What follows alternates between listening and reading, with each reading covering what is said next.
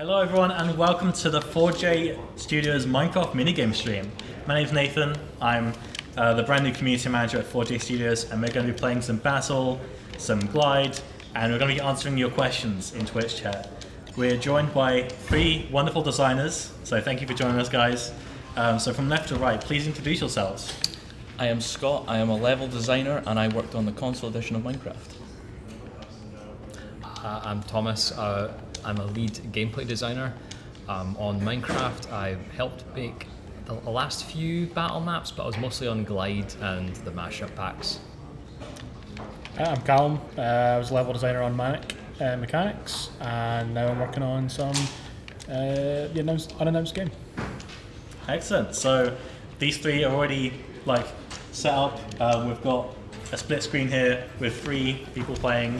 This is Battle, right? Yes, this is. I actually had no involvement in setting up. So what's happening here? Can we get some context? We are trying to figure out what we're doing because it's all been a very long time for most of us. Yeah, This is actually new to me, so I'm getting used to the game mode itself actually. Although I'm in spectator cam because I'm dead. Personally, I think Spectator's the most fun role because there's hidden things around that you can find. I found you, Callum. Yeah, you can take my What's stuff. left. And a nice little diamond sword there.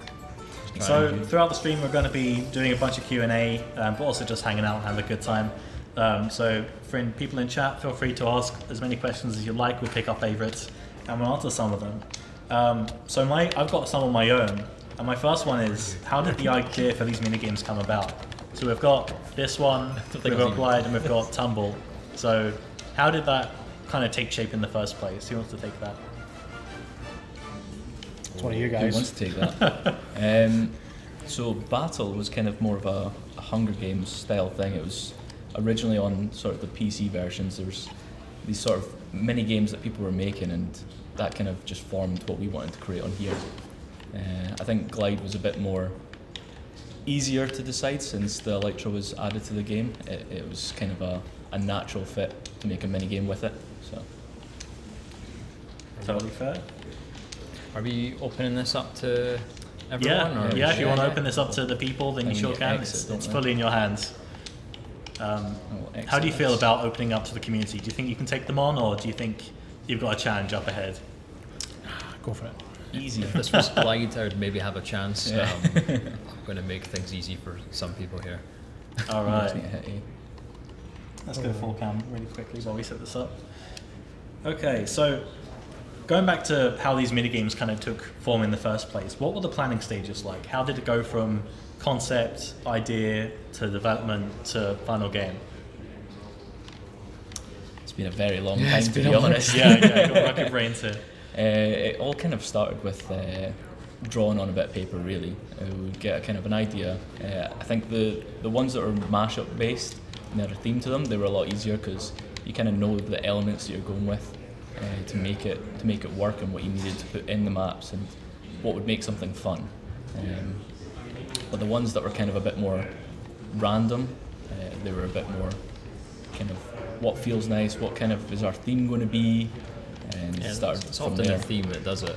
I know with the Glide maps, often some of the Glide maps would be based off some of the other maps, like the battle maps. We'd end up starting with that as a starting point.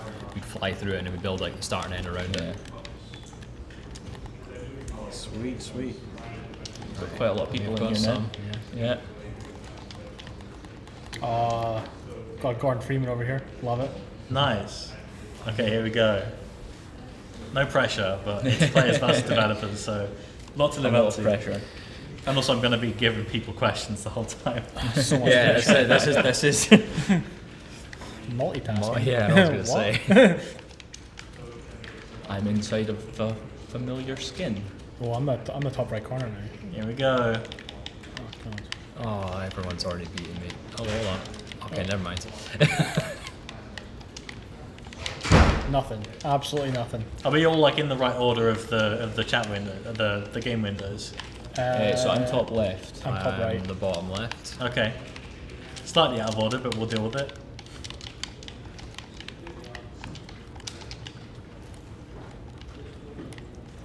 So much concentration right now. Oh, Trying to remember my way around the map. So something I realised last night, just totally by coincidence, I found out that the Xbox One edition of Minecraft is actually 10 years old yesterday. So happy birthday to Yesterday. Xbox One edition. That was fully like Quite unplanned. fitting. Yeah, feels like Xbox One just came out yesterday. I know. Yeah. What a rough time that was. Everyone keeps running away from me. I'm just waiting in a circle. I'm getting beaten up. Where are you, Callum? I'll save you. Save me. Oh, that's why I could have any arrows.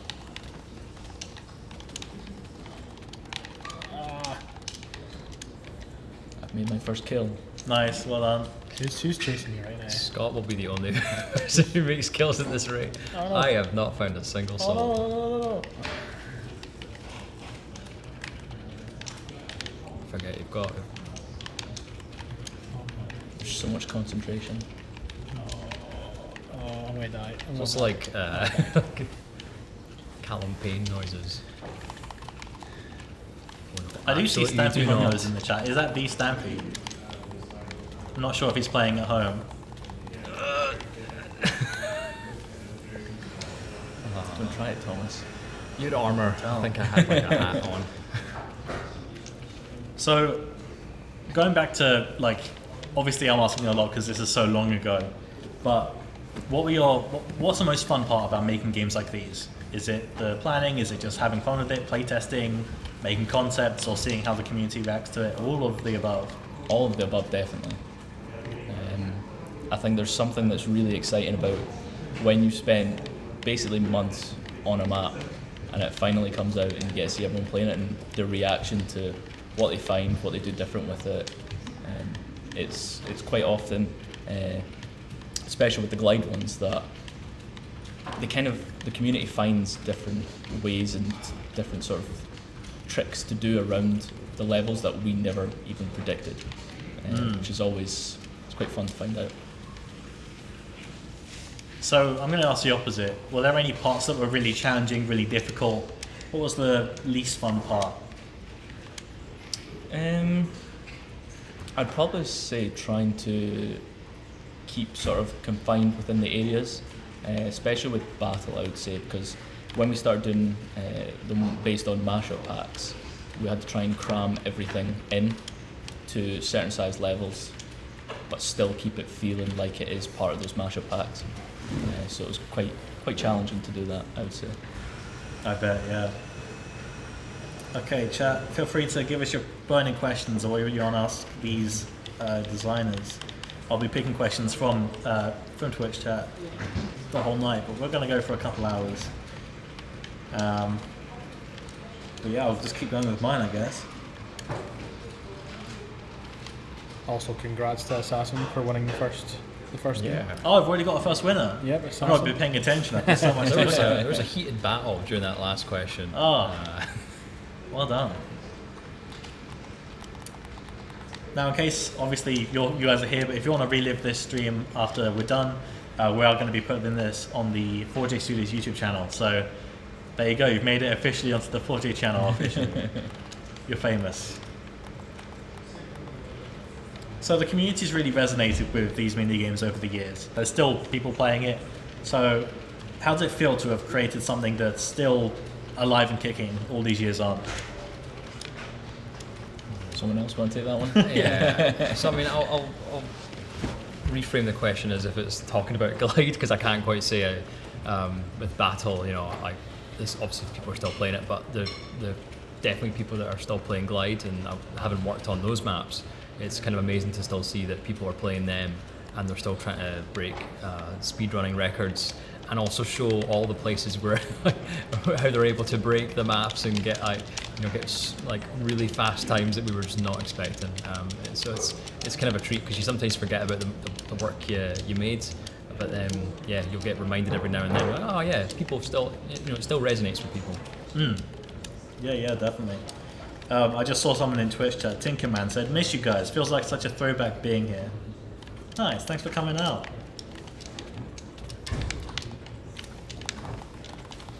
Misled Water 79 says, "In the Cavern Glide map, there's a stone cube with tunnels outside the map. Was this some sort of brainstorming area, or was it maybe for planning the map in the first place? It's a good question. What was outside the map? Sorry. A stone cube with tunnels outside the map. So, I remember when we built the glide maps, there tended to be lots of like planning outside, almost like guidelines of like we're gonna build this far here, and then we're gonna go that direction there. So there's some of that stuff is like, you know, plans and almost like blueprinting what we're gonna try and do. And then other times it's just, you know, we've copy pasted one area over to the other. We've either left a bit behind, or, you know, we just didn't clean up the outside because no one's going to see it. I do like to see it. I do like the fan theories though that you know, some of these things are intentional, or like, you know, They might be. They might be. Stampy has asked, well, how did you decide what themes to make the maps? That's a very good question. I mean, it was easy for the mashup pack ones. Trying to think of all the maps, I can't even remember them. It's been so many years since working on them. Yeah, I'm not sure.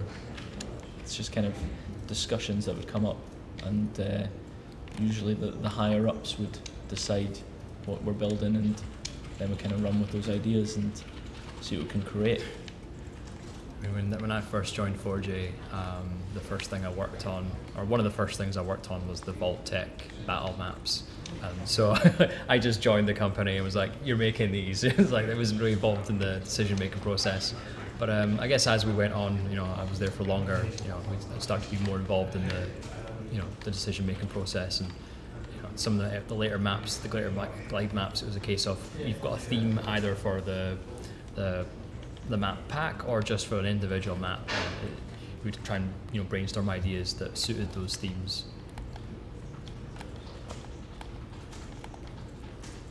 Sweet. So one of the questions I just came up with is, when you were making these maps, did you have very specific tools to make them with, or did you just have the same tools that everyone else has in Minecraft Console Edition? At the start, it was very much what everyone has in the console edition. There was no special tools at all. It was quite brutal, to say the least. Trying to build all these, it was every block's placed by hand and everything. But as they went on, we did get tools developed that we could use to just speed up the process. So eventually, yes, we did get some nice tools to play with. So to start, it was just the same tools that everyone else has, and you just had to kind of live with it. Yes, very Wow. much so. Yeah, placing every block by hand. That is impressive. Yeah.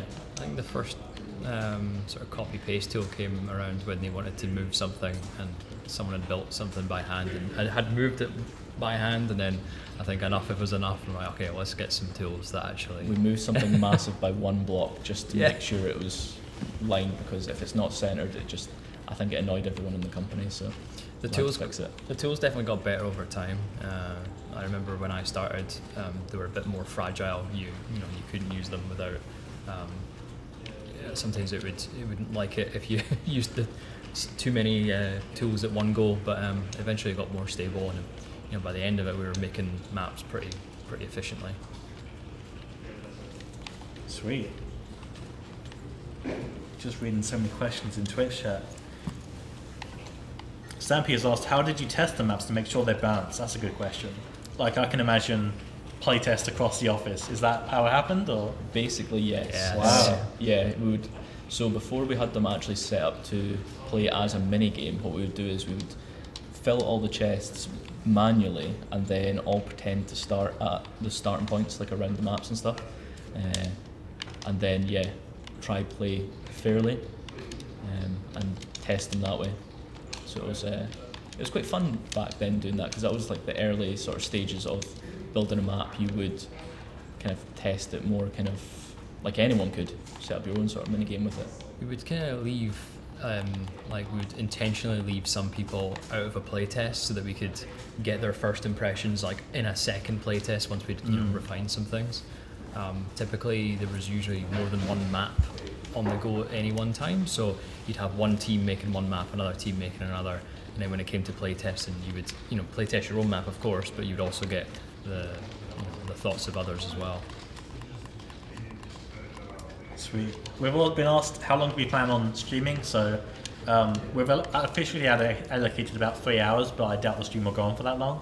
So it could be 1 hour, it could be 2 hours, it depends on how the games go, it depends on how you guys want to stay around for, but it also depends on how many questions we get in Twitch chat. We've got loads, so thank you guys, keep them coming. Misled Water 79 asks, in any of the maps, so Battle, Glide or Tumble, are there any Easter eggs? Many asking for Glide maps since the stone cube I was talking about had a fire and 2 chairs around it, which I thought was a neat find. Oh. That is a very neat find. I think that was a campfire that we'd copied into the level, so it was probably just left there. Around other maps, there's mainly the ones for the bats that you can find. There's sort of hidden little. That's right. Did you not build like 1x1 tunnels that only the bats could Only get the around? bat could fit through. If you used a stair on its side, the bat can still fit through. That's So like right, quarter of a yeah. block. I think some of the maps got really complicated with the sort of bat tunnels that we had. Yeah. We definitely put a lot of effort into the bat tunnels. But apart from that, there wasn't really any major secrets that I can think of off the top of my head. Maybe the Emerald Creeper, if anyone knows about that. If not, then its mystery can live on. Oh my god, I keep falling. Yeah, I didn't do too well this one. I'm already Yeah, in. the good thing is, those bat tunnels make it easier to show stuff off when we inevitably die. I'm still going, surprisingly, but I'm just trying to remember where the bat tunnels are. I'm just trying to find a chest. someone will need to remind me how to get all of the items from a chest in one click, because I'm noticing people are doing It's that. LB or RB, I think. I saw a button prompt right at the bottom. Got it. Shay, you can help us out with that. What's the button? It's kind of funny how we're asking the chat for help. Look, it's been 7 years since I've worked on these. yeah. We're getting yeah. old, man. I got 1 kill in. That's something. At least there's something going on screen. That was an awful performance by me there. Yeah, Not I a think single by all item of us. picked up. Lost most of my health falling off ladders. Stampy has also asked, who's the best in the office at the battle minigame? That's a tough question. Not me. None of us right now. Definitely none of I us. thought it would have been you. Well, Maybe It's it- been 7 years, back in the so- day. Yeah, yeah. Is this the last 2 people that are flying out here? it's at least 2. I'm not sure. There's though. 4. I think it was Ah, The okay. bar at the bottom. Oh yeah, the bar at the bottom. Very cool. Hootie has asked, what's the inspiration and design quirks for the minigames? Can you remember that far back? The tough ask. Inspiration. No. I mean, like I said earlier, some of the inspirations for the glide maps, at least, were the battle maps. You know, this map here appeared in the Yeti glide map at one point, and then we would just, we'd paste it in and make sure it's like flyable, but we'd also take elements from it and paste them around the level to kind of try and sort of tie it all together. Couldn't tell you anything else from memory. Yeah, I don't blame you. Cypher has asked, how long did it take to make all the maps, like the plans, and were there any scrapped maps? There was definitely a lot of scrapped maps, yes. To make a map, I can't really remember too much for Battle, but I think it was quite similar to the time as the glide maps, and it was a couple of months we would spend from designing it to then building it and then polishing it all as well. And with the playtests, that would obviously throw up a lot of issues and stuff, so we'd always be coming back to it. I remember the Vault Tech maps. I think we worked on all 3 at the same time. But I think it took a few Yeah. months from start to finish, because I Yeah. remember by the time Glide was worked on, we moved on since then. It's definitely one of those things where the more maps you make within a particular minigame, the quicker and quicker we get at making them, because we just get into like the rhythm of things. So Especially when the tools came along as well.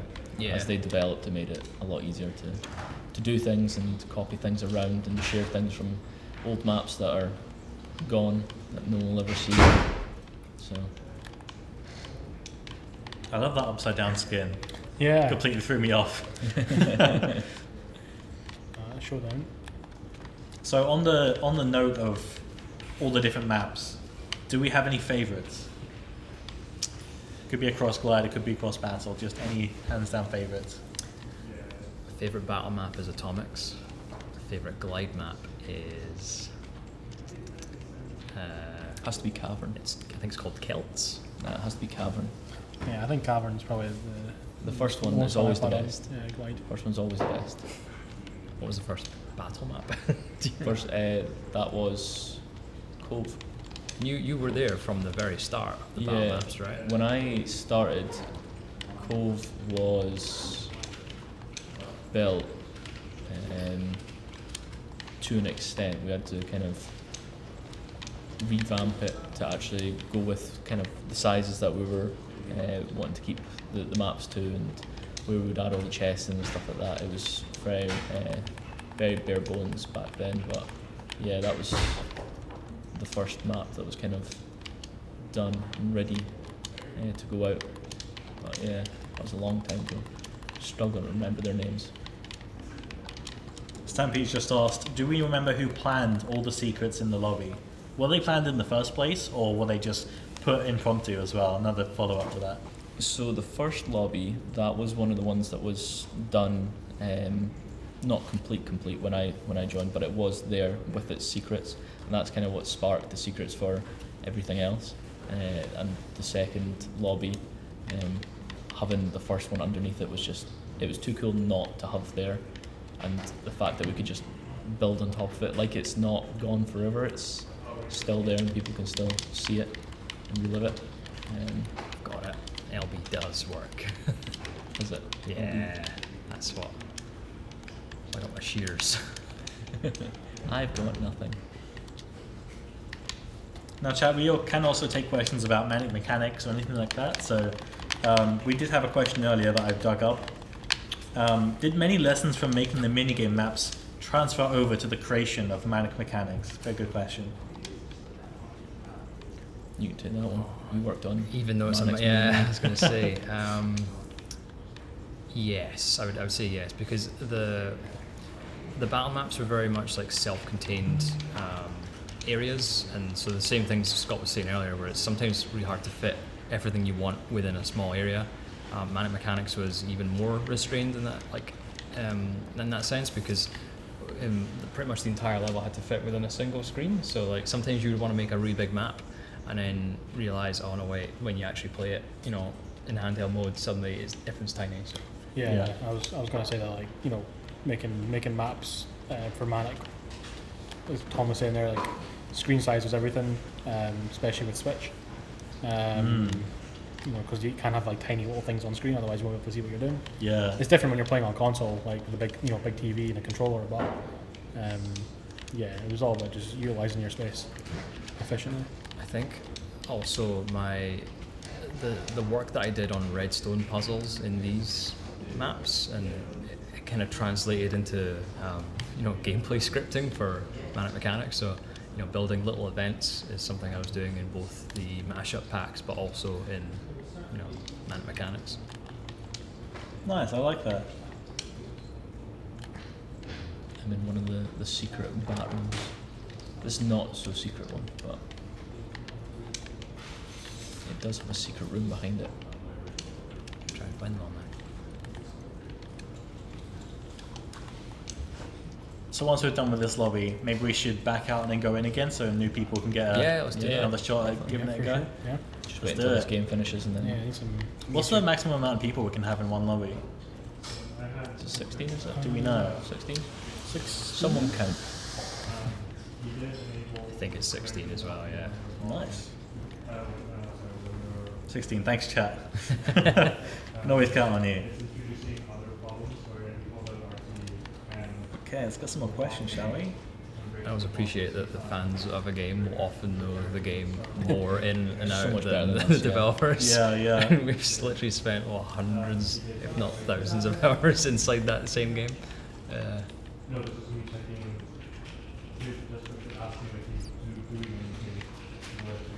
So earlier, Tinkerman asked, how did it feel spending months making these maps, only for players to only spend the first few hours trying to break out of them? How does that feel as someone who's put all their love into it? I don't know. I feel like it's a challenge. It's like I think it's kind of rewarding. yeah, like People want to try and break out, and you're trying to make them not break out. So, how long can they last before they're actually out? Because people are always going to find a way out of a map. So, it's kind of interesting to see how long it would take. with the glide ones. I remember we did patch out some of the shortcuts because it would make the game unfun for someone who didn't know about those kind of shortcuts. But some stuff we clearly left in, but. Yeah, it's just a challenge. It's while you're building the map, you're like trying to put yourself in the mindset of someone will find a way. They'll always find a way. Yeah, As long as they're having fun. exactly.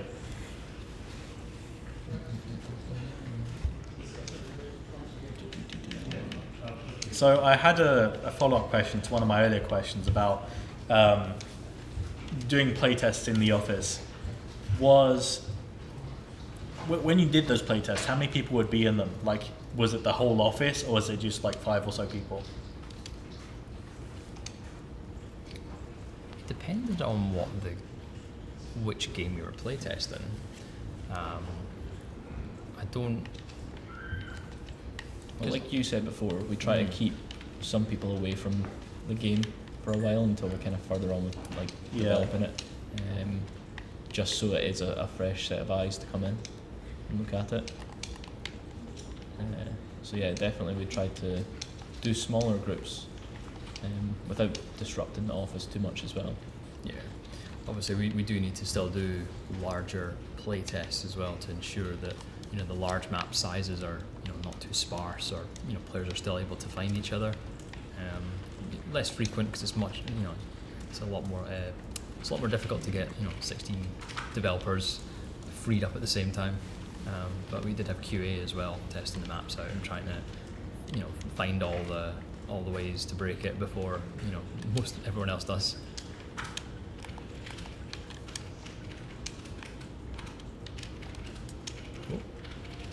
Okay. Siege. Are we swapping map here? We did. Yeah, quite lovely. We're back. So should be new players. Should be new There. players, I yes. think only a few people have gotten. I think you can still join while we're going, right? Yeah, they'll just be Yeah. spectators. That's alright. Well, Yeah. next map we'll with them. No, I've got loads in. Oh yeah. Oh, do we? Oh, okay. And Stampy's there, I can see him already. Right in the top He's left. too good for us. Oh, Yeah. There we go, okay, I can see the skills improving. Yeah. I know the button now. Forgot I need arrows though.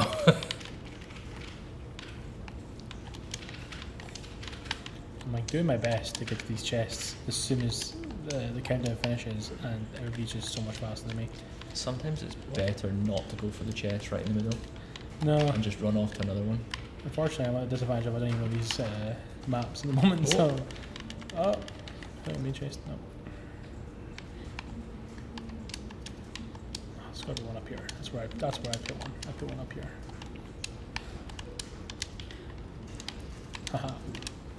Haha. Someone's taking the stuff already.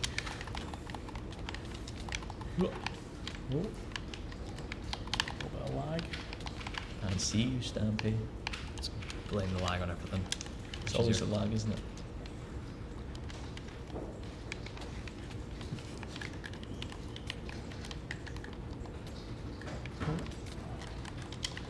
So many good questions here. I'm picking out my favourites here. Get on. Get This is the only way we can win, Cal. I'm done. Where is I he? got picked on. Did you go? No, of course not. Where did he go? Middle of the map somewhere. Are you the tennis player? I don't know. Yeah, I you would are a check, tennis but I player, changed yeah. my mapping, so L3 was my sprint. I kind of don't want to kill Yeah, you. you can see your little person. There's someone here. Who's this? Let's see your system. Which one are you, Oh. Callum? Are you top right? Yeah. Yeah. I'm being- Darkfire has asked, how was it designing skin packs? Did anyone here design skin packs, or you guys all primarily level designers? Just level designers. Okay, we'll have Apart to from- pull somebody from around the office about that one. There was birthday skin pack 5. I had a wee say in that one because it had me in it, so I got to choose my eye colour, and that was about it. I worked on a small number of textures for some of the packs, but I was not a texture artist by by default. But yeah, I don't think I've ever worked on trying to make a skin.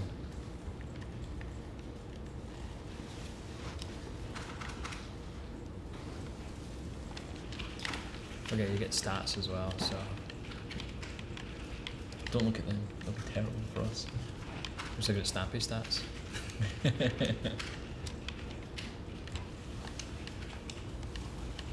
Ryu Mitch has asked, as a fellow ex-map builder with you guys, did any of you ever have a real eureka moment when you lost vision on something? Also, what helped you out and why was it coffee? Hi Ryan. Hi Ryan. Did we have any eureka moments? No, he's setting us up here. I don't think we ever did, unless he's got one in mind that he can share with us. That's reverse the question. Yeah.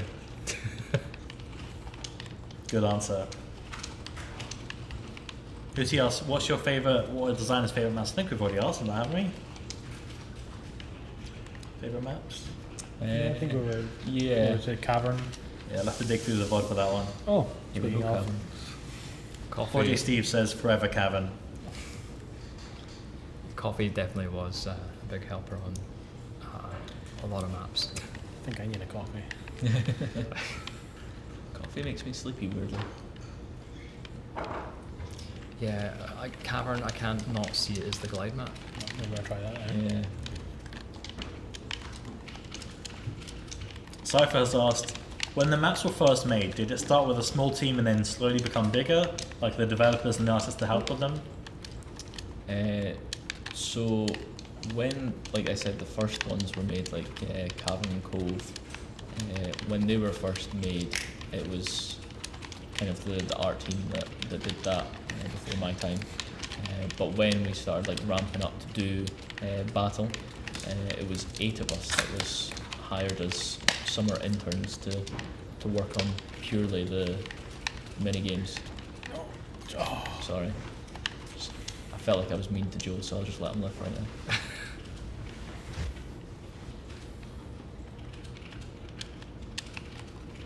No, it's empty. That one, yeah. So much concentration. I know. Stampy says that's another Stampy. I did see a Stampy there. Oh, is there another one? Oh, was I There's fighting fake multiple Stampy? Stampies. There's an imposter Stampy. There's imposters. Avia Lint has asked, where did the idea for Glide come from? Did the project not seem daunting for how long the maps would have to be? And was Cavern meant to be possible in under a minute? It definitely wasn't meant to be under a minute.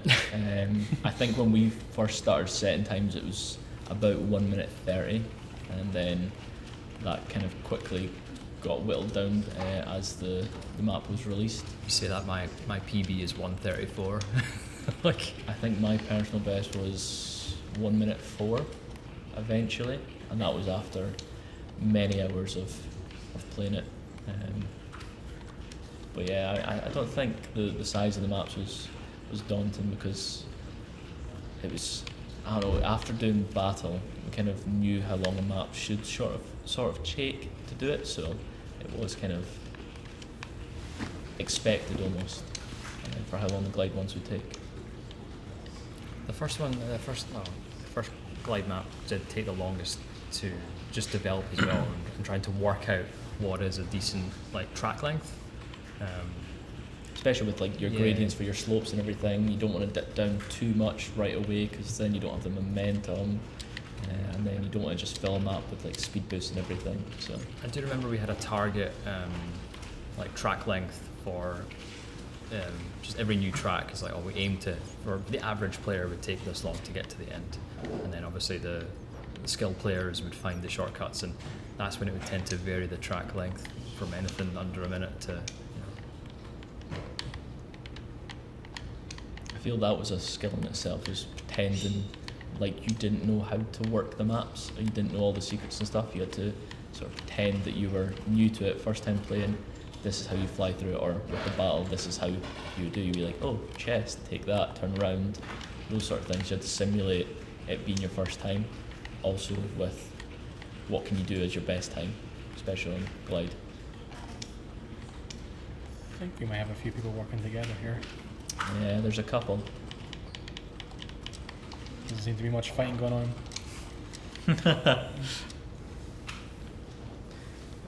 I'll keep the questions coming. Roger7 says, can we give Callum some props for the double denim? Yes, 100%. Stampy has asked, did any of you work on building the tutorial worlds? Yes. Oh, for Scott. Yeah. I can't remember much of them because you would work on one for a few months and then be back onto Battle or Glide. The last one, I think, is the one I've got in my head. I remember working a little bit on that. Not really. I was working on other maps at the time, and I think we all, like a lot of people, jumped over to try and help finish it. Finish it up. There was, because it's like the biggest tutorial map yet. Plus, like we put so much stuff in it. We had to just make sure it was kind of a crazy one with the caves and the caverns and all the water. Yeah, I remember spending a lot of time underwater. Yeah. I also remember the East Lothian map, building all the abbeys around there and stuff. So that was quite a fun one to work on.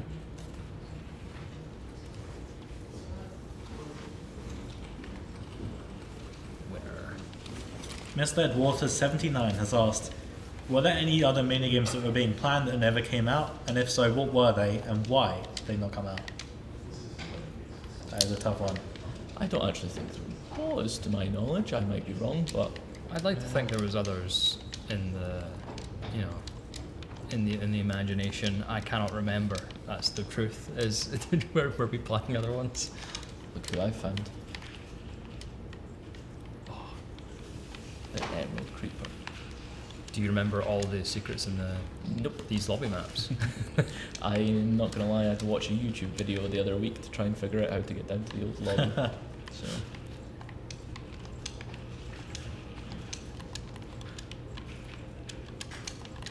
A couple of people in chat have been asking, how do we feel about the Legacy 4J mod?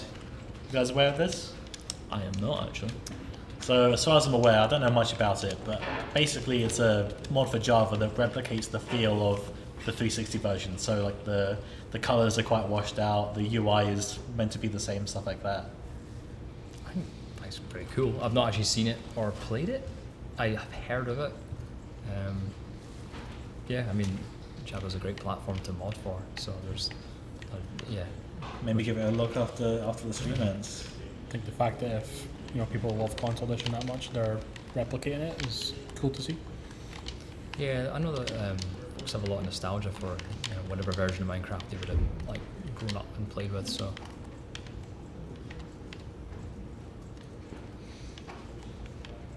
for me, it was both Java and the 360 edition. Java for me. I remember jumping in on version 1.2. Is that the beta or is that Beta, the yeah, launch beta version? 1.2, yeah. 1.2. 2011? Beta 1.6 or 7. Oh, Like I remember when like bows and arrows got added, and I oh wow. made a video on an old YouTube channel, so I could tell my friends about it. Is that still there? I have no idea. Shameless plug. Sure, I probably got some keyboards. I actually remember my first time playing Console Edition. It was a week before my interview here, just so I knew what the controls were. I also had to practice as well, just because again I think I'd switched back over to playing Java Edition a lot. And I was like, I definitely played a lot 360 Edition because that's the only version my pal had. Mm-hmm. See, I'm normally a console person when it comes to games, but Minecraft was a game that all my friends decided to play on PC instead. I was the exact I think same. just more for the mod support for servers, the little server and everything used to run for them. Witcher7 says, as one of the devs on the project, I'm going to shill for my game and ask what everyone's favourite Manic mechanics level was. Good question. Callum, take the lead with this one. I'm going to blame it on being later in the day. and not having a coffee right now, but I'm trying to remember the names of all the levels that I worked on. I think a lot of... see, it's hard to decide because we worked on so many fun levels. I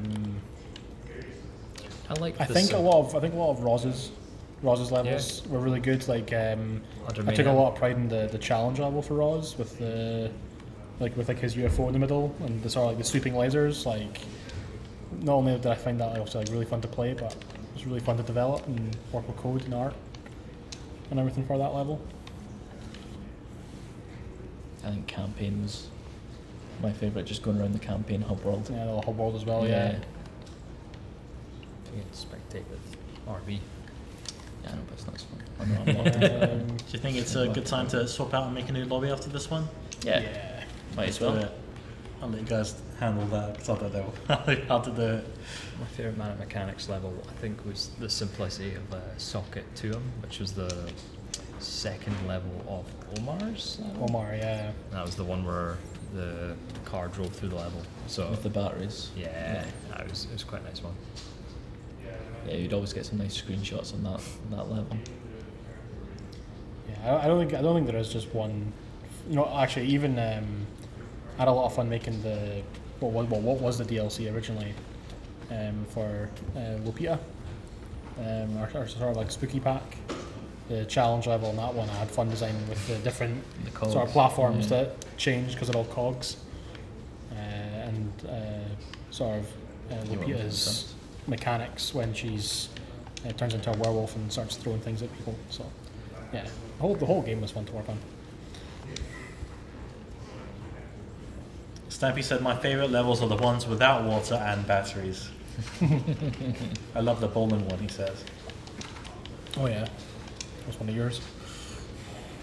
You guys want to join? Oh, yeah, that'd be a good idea.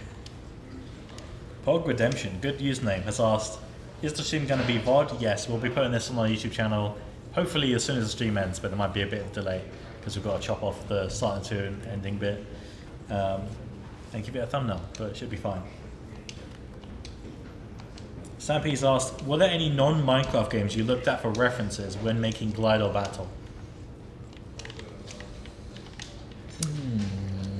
I can answer that one, and it might seem that the obvious answer, but any like battle map that was based off another video game, obviously you would look at that video game to then get reference. So so we'd usually, I think we had an Xbox set up in it was the old office, and it was the old meeting room / conference room. There's a TV in there. Set the console up with whatever game that we were kind of working towards. Sometimes it was for mashup packs. It was based off movies. So I remember, we'd have a couple of copies of the movies running around, or someone grabbing just screenshot references from it, and then you'd end up having to watch a couple of scenes back just to remember. You're trying to build a recreation of something that has no representation other than like a frame of a movie. So you're trying to like find that frame and then rebuild that, and then you might watch the movie later on and realize, oh wait, there's a whole scene in that area, and I have to rebuild it to match that now. Good question. The Ankybird95 asks, what's your favourite minigame / map in terms of soundtrack? Glide again. Glide had some amazing soundtracks. I think specifically I've got a soft spot for Celts, but I also think, I thought that was water down there. Did you just die? Yeah. Well, I will add that this map has the best areas for the bats. Every chest is taken. That might be a bat soon. I always want to run around on some of these maps later and in full screen so I can see everything. Right, where is the secret bay? Don't really know where I'm going. Well, I do seem to be pretty getting out of armour. Broken Stone asked, do you guys still keep the mashup packs updated, or has that been passed on to someone else? Nope, that's still us. I can answer that one because I made the announcement post for it. The one question I got to answer today. Where's the secret? Ah, there it is. And then Beefball 2007, good username, says, what was the most difficult map to work on and the easiest? Weirdly, I remember this map here being one of the most challenging. It's went through so many different iterations, and also trying to get the map to function well from a performance standpoint, just because all the glass lasers coming in, which was the beacons, fire everywhere. But yeah, it started out as not getting invaded by aliens. It was just a normal sort of rooftop world. I think that's actually what we used to call it, was rooftop, and then we changed it to being an invasion of aliens. So yeah, this one I remember going through quite a lot of iterations, and I mean, if you can imagine this big UFO being right in the middle of it wasn't there when it was just a normal rooftops map, so having to then break all our builds to incorporate it, and also try and make a UFO that looks cool and functions cool, and we can run around it, and especially have it as our sort of starting point for the map. It was quite challenging. So definitely I'd probably say this one. Dr. Stonks08 has asked, how does it feel looking back and seeing the amount of people that grew up with Console Edition? It's a good feeling. To the point, yeah. Good answer. Lucy DeWall asked, apart from other games, what are your favourite places to look for inspiration when you're having a creative block? For me, it's movies. I'm quite I really enjoy, entertainment that's not just video games, but in some movies, and the way that they do storytelling, but also just the way that they, the cinematography and that can help, sometimes just frame a nice level as well. Yeah, it's just, I don't know. I find movies quite inspiring sometimes. That's usually my kind of go-to. It's not games, I guess. For me, I would say it was YouTube videos. Yeah. Most importantly, or particularly, it was on the Egyptian mythology map. The amount of sort of just deep diving into like the history of everything.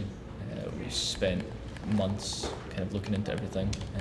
So there is lots of secrets around the Egypt mythology map. If Ryan's still there, Ryan will remember all the deep diving that we did on Egyptians' history. Like movies for sure. Obviously playing other games, new games, even like old games. Like a few of us here are really into like a lot of our sort of retro. Yeah. Some of us, I think we've also got a problem with buying too many retro games, myself included. Finally, a map I worked on.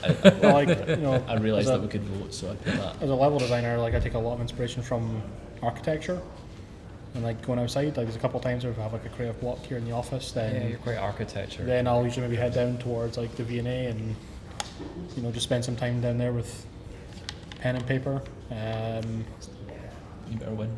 Yeah, I take a lot of mental notes when I'm out for walks and stuff, so that can help a lot. I know some folks are quite inspired by music as well. I know that some video games that we've worked on, some folks will make a playlist just with tracks that kind of inspire them within the sort of the theme that we're working towards, or the kind of emotions that we're trying to reach as well.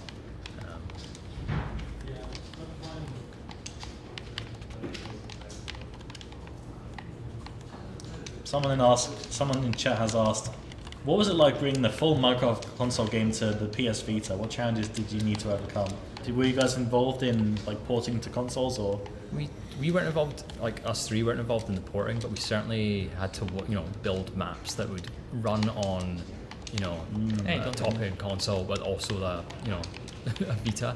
I know that was it some of the marketplace. Is it marketplace? What's some of the maps that we had to play in Vita quite a lot?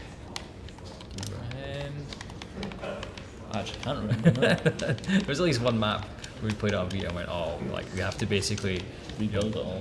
Make sure that it was probably Invasion.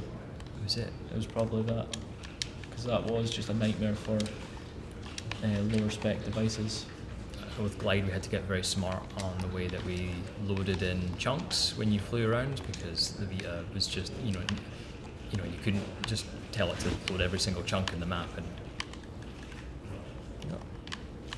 heavy chest, I'm going to just drop my weapon. On like a quick tangent, have you seen I think it was like someone's modded, like was it the Wii version recently, to like have a really crazy render distance now? I love that. I love that kind of stuff. Yeah, I love people who take the time to like push old hardware. Cypher asked, are there any maps that have secret spots that aren't yet to be discovered by the community that only you guys know about? Any secrets still in there? I'm going to say the answer is yes, but the answer is also I've probably forgotten what I built. They're just in there somewhere, don't know where. Good answer. Seffi's asked me, what's it been like joining 4J Studios, Nathan? It's been great. I've only been here for about 3 weeks, but I've learned so much. I've been like a sponge, just absorbing so much information and getting to know all these wonderful people and the community and all that. It's been amazing. Love it. Somebody also asked, do you feel bad that poor Tumble always gets forgotten?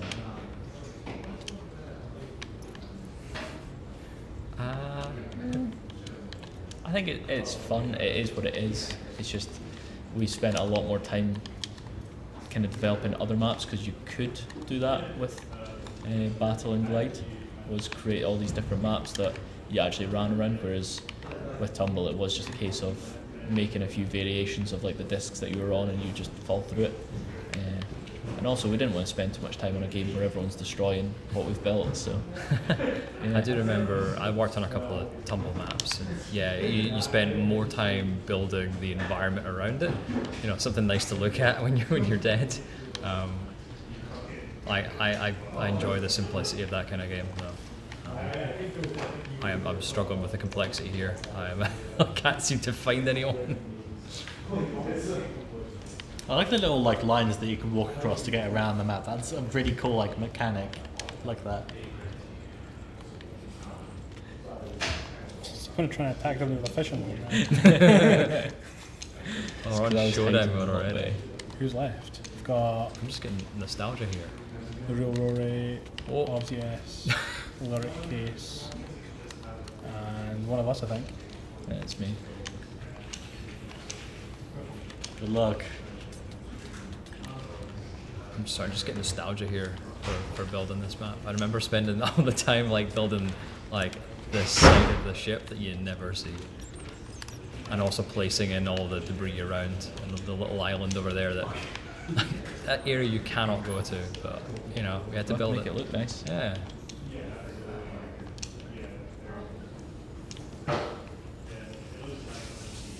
People asks, do you prefer Glide, Battle, or Tumble more? Which do you have the most fun on, and why? I think it has to be Glide. Just because we played it last, so we actually know what we're doing on that one a wee bit. Saying that now, we'll probably be still terrible at it, but I think I'm biased to Glide just because I spent most time working on that versus the battle maps. Still love the battle maps, but Glide, there's something just therapeutic about just gliding through. You can play it solo, and you just have fun. Someone who didn't work on any of them, Glide, I think, is definitely my favourite. It looks fun. It's the most fun to watch, I'd say. Yeah, like Wings I like flying games in general, so it's just ticks all the boxes for me. So it's come up to 1 hour into the stream.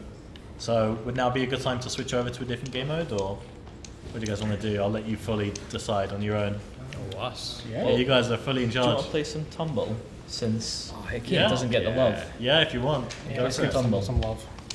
You guys are in charge of the gameplay. I feel confident here, but I think I'm gonna. I think I'm gonna get an awakening here when I realise I'm not that.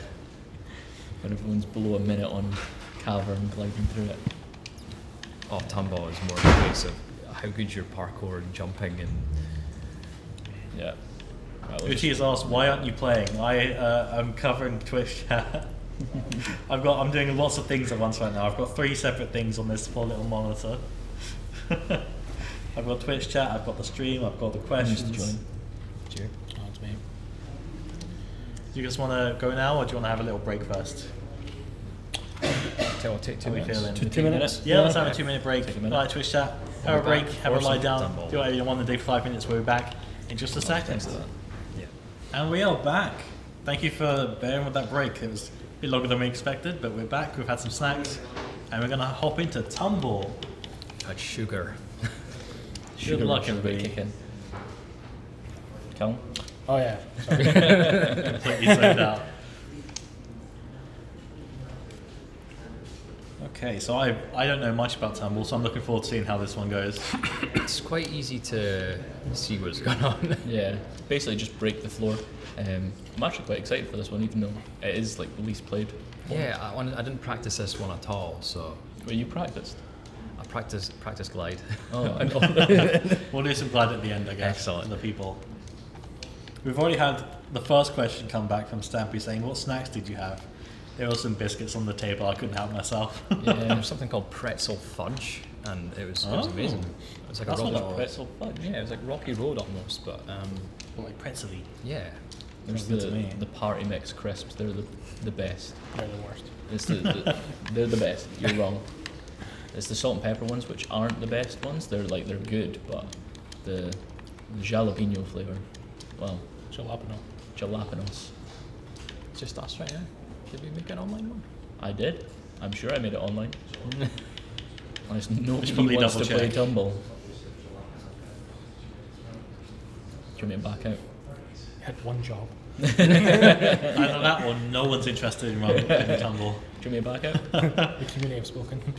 We'll play through this. Oh, I see. Right, okay. I'm learning how the game works. Oh, Well, now we get to see, for one game only, who is the best on the sofa at this game.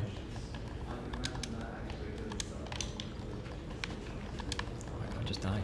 I feel like such a baby. Oh, Oh yeah, Aha. get wrecked. Nice, well done. this is where I'm Callum's good going at to shine. someone. Okay, let's keep those questions coming, chat. We've had some amazing questions so far, so let's keep them coming. They can be about Tumble, they could be about mini games in general, they could be about I've forgotten his name. Manic Mechanics. My job security just went down a bit. But yeah, give us your questions. Get down here. Did you enjoy developing the console edition? I would imagine yes. I mean, if it was a no, then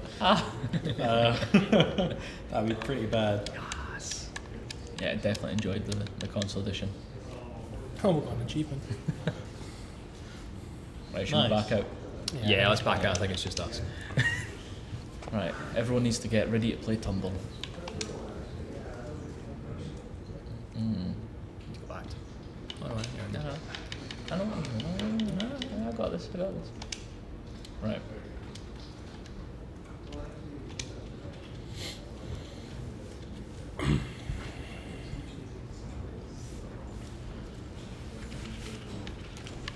All right. Another thing is there's no way to wait any longer. So everyone's got a minute. Okay, all the questions are coming. I'm struggling to keep up with them. I'm adding them to my list here. Pop Kyle G09 says, "What's your favorite Minecraft update?" Ooh. Good question. I think Caves and Cliffs is like an easy answer because it's a fairly recent one, and it did a lot to the game. aquatic That, one was great. yeah, That's when you got like fish. You got the turtles. Turtles are so cute, like the little baby turtles. So cute. Oh yeah, Yeah. I remember just how popular the bees were when they were first added. Bees are good. Bees were universally loved. They got it perfect the first time. I'm gonna go a little bit older. I think it's when the enchanted table got added with like Yeah. XP. Like I feel like that back then just like added like a whole new layer. Is there an issue with joining us? Yeah, people in chat are saying they're having difficulty with joining. Maybe it's a sign. Yeah, Maybe it's Tumble. a sign. Uh, Yeah. While we're on Tumble, really quick, I've lost the question. Sampy has asked, what secrets did you hide in the Tumble maps? Because I guess you don't really have the same freedom of movement like you do in the other game modes, so it's probably easier to hide some secrets in these ones, right? There's definitely a lot of secrets in the sort of environment around the arena. Definitely, I could not tell you what we put in there because I can't remember. So many things, but yeah. I remember building the festive Tumble arena, and we took pieces from the battle map and sort of put them in there, or the mashup pack. That was it. Oh my god, there's just so much D&D.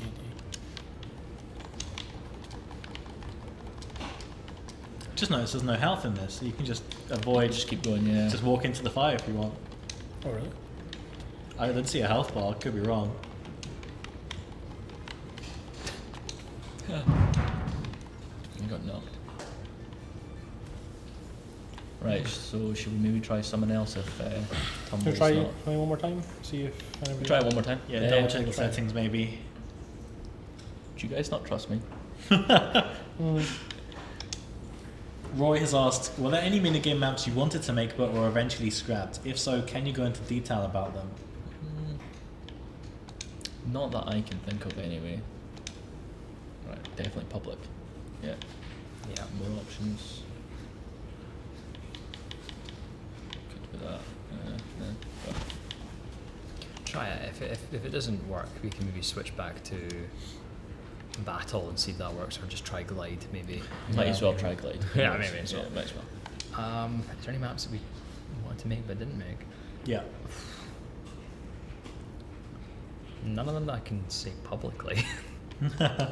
I think the iterations that I spoke about with like sort of invasion before they were That's kind of invaded by like the aliens and they were just a nice city map. That was really cool. It's just intended to be basically the top floor of a building. Yes, all the buildings, yeah, just top of the skyscrapers. But there was also what we called mall. I can't remember what it was called in here, but it's released as being like abandoned, overgrown mall sort of thing, or science lab, I think it is. I can't remember whatever it's released as, but it was meant to be a mall when we originally did it. So there was a toy store within that mall, and I had a plane on the roof of it that you could kind of go on, and there was like a chest in like the pilot seat. It was really cool. Yeah, people are just saying... It's not working. Yeah, it looks like it's not happening. Switch lobby, see if it's... I apologise to the Tumble enjoyers in chat. Guess we should head into Glide maybe? We'll try glide and see. And if that doesn't work, Give that a we'll shot. restart the Xbox. Yeah. Just leave it as... Yep. Yeah. Fine. Great. Speaking of, Torty has asked, which of y'all added 1x1 holes in Glide? No pressure. I was, it was you, because you were the only, like, there was only, I think, 3 people on the dev team who could, like, fly the extreme shortcuts. It was you, Rory, and Joe. Yeah. There may be others, but I remember you guys. Oh, there we go. Yeah, Oh, sure, okay, just Tumble. people then. pure Tumble. That's maybe why people don't play Tumble enough. 4J Steve says, I knew it had to be Scott. I like a challenge. But the challenge was you're allowed to put those shortcuts in there as long as you can fly them, and as long as you can fly them without making a single mistake. And you had to like chain the shortcuts together or something. Or that was for the diamond ring routes. You had to prove that you could do it easily and others could do it as well. So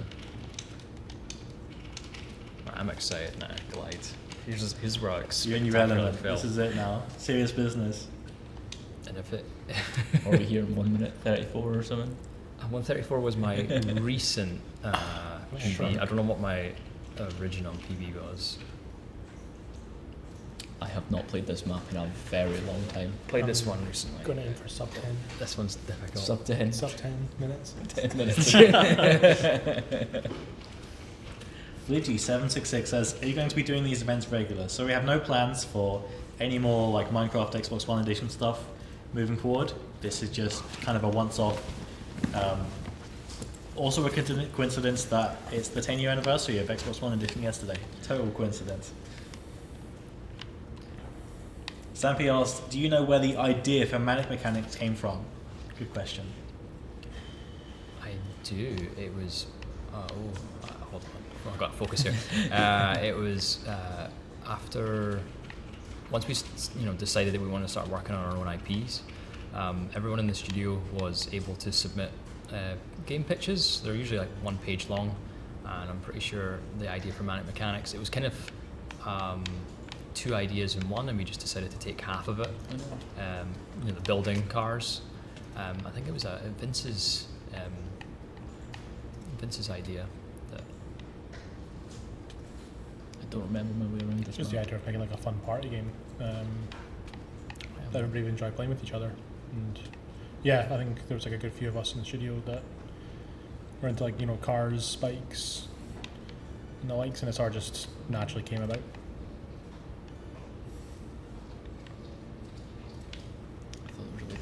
So I said, practice glide. This is one of the glide maps I never worked on, other than like a tiny amount. So I don't remember this one at all. I remember spending so many hours in these air vents making them.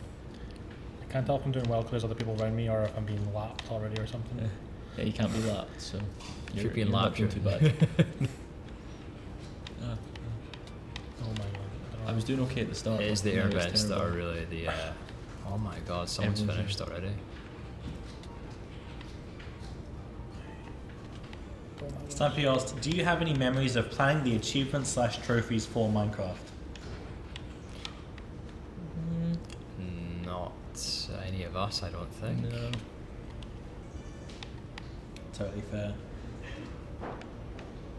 So just to recap, we're an hour and a half through the stream, so probably about halfway, depends on how we all feel. So we should probably remind people who's who on screen. So who's top left? That is me, Scott. Top right? That's me. Bottom left? That is me. So we're slightly out of order, but we'll figure it out. There's so much concentration going in here. I'm being ruined by this one hallway. Oh no. How?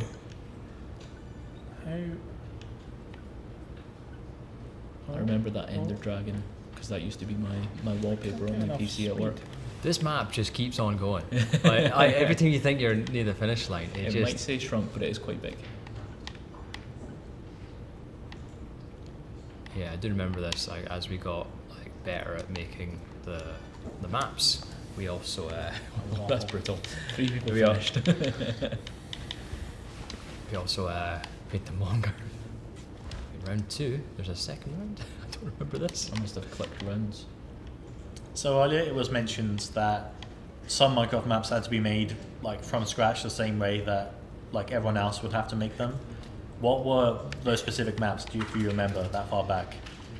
This is all the way back now. Cove and Cavern. That's probably as far back as I can remember, and that I only remember those names because we played them earlier. Totally fair. But then as soon as we got into Glide, we had all of these controls already, so all our tools. I'm struggling to see detail. So with that in mind, how long did it take to make a map like that, the original way, versus having the tools that you eventually had further down the line? What was the time difference? How much time did that save? It's hard to say because back then it was a lot of sort of trial and error as well, and we were developing everything, so we didn't really know exactly how we wanted stuff to be. So there was a lot of time spent doing that in the early days. I also think when tools came into it, the map started getting more detailed, so you probably spend about the same amount of time on it. It's just you'll be able to do more within the same time frame. I think I saw a Stampy there in the bottom left. Might be another imposter. Yeah, is that Stampy Stampy or is that Imposter Stampy? Let us know if you're in chat, Stampy. Or Joe, as we know you. Imposter, he says. Whenever I answer a question, I crash, so I'm going to just... I'll keep that in mind if I can. Mitsu is Sleepy has asked, Legacy Console Edition had a lot of features specific to it, big and small. Other than minigames, what are your favourites?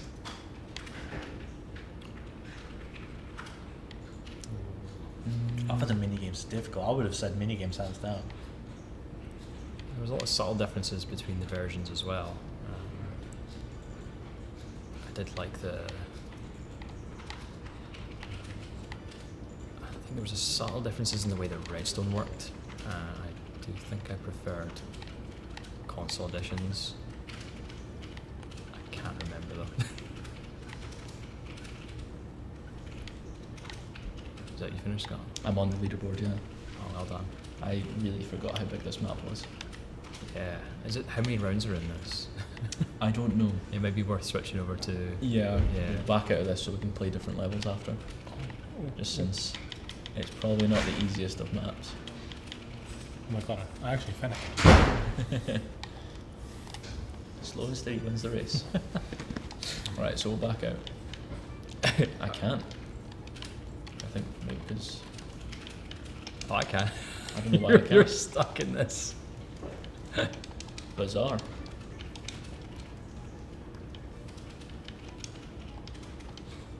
Very bizarre. It's all on you now. Everything's so big now. There we go. Good thing I prepared for that. We're now in the top left corner. I think we're covering up the gold medal. Oh well, we'll fix it in post.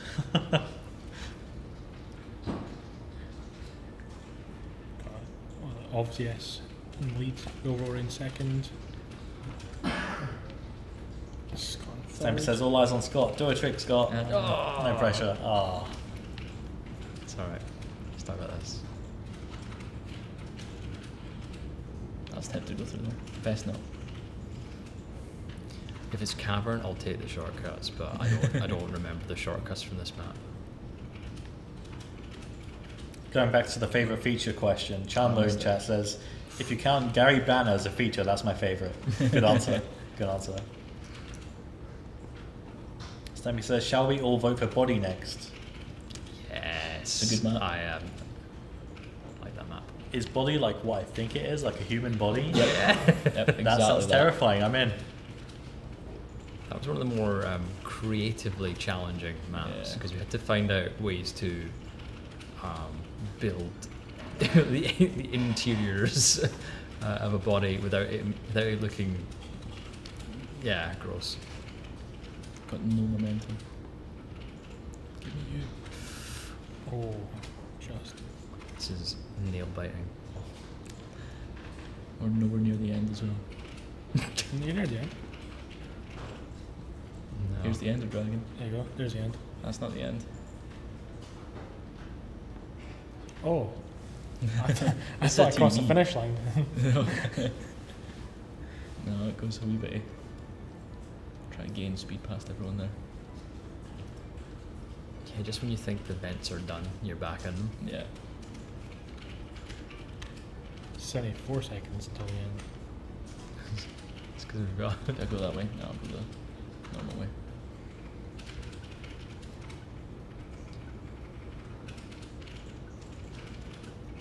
Now you can Sparky see Ninja 4 asks, did you guys practice these maps for the stream or are you all naturally good at this? Good question. it. Definitely didn't practice because we're terrible. And actually bad at it. Practiced some of the glide maps, but not this one. And then none of the battle maps. Oh no, I played one battle map just to remind myself what they were.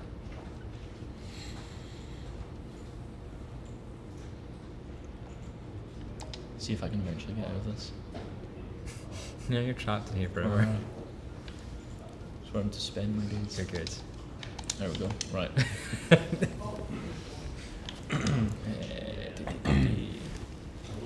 We're going to make another lobby? Yes. Yeah. Well, I just do Oh. glide again. Put the split screen on. Yeah, I'll try a different map instead. Public. Golems. Beefball asks, all of the maps are so insanely creative. Were there ever days where you lacked motivation or creative energy? What got you through it, and what was it like working with each other as a team? Very good question.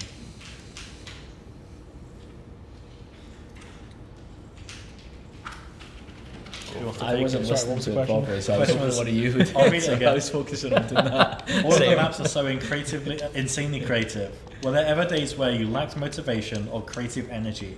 What got you through it, and what was it like working with each other as a team? I think coffee and just the team, like the others in the team, are what helps get you through some of those like days. You know, everyone has a day where you just you just don't want to you don't want to work, or you don't have the motivation or the creative energy to kind of go through it. But Doesn't look like people yeah, enjoying. hopefully having some good folks around you is usually the saviour. I definitely found when you're getting burnt out on building a certain task, if it was taking a while, then leaving it, going and working on something else, that really helped. Just kind of get your motivation back, and then fresh pair of eyes on there basically, and fix it, finish it, whatever you need to do. I'm going to back out of this because it doesn't seem people can join again. Oh, again? Yeah. We have to click public this time. Do you want to do this? Public. Everyone happy with that public? Yeah. Misled Water asks, in the glide minigame, are the rings some sort of custom block? Along with that, are the boosts and thermals some form of custom entity? That's a tricky one, considering how long it's been. Oh no, that one I can answer. Oh, okay. So the speed boosts and thermals are all they're all custom. They're not considered a block. We initially put the thermals in with coordinates, and then eventually we got a tool that would allow us to visualize. Basically, they're just boxes that we place in the world, and we can adjust some of the parameters that they've got, like how much of a speed boost they're going to give you, or the height that they're going to take you to. The rings were set up in a similar way, where they were just boxes, but they were rendered in game as if they were just non-collidable blocks. Yeah, pretty much it. Yeah. Perfect answer.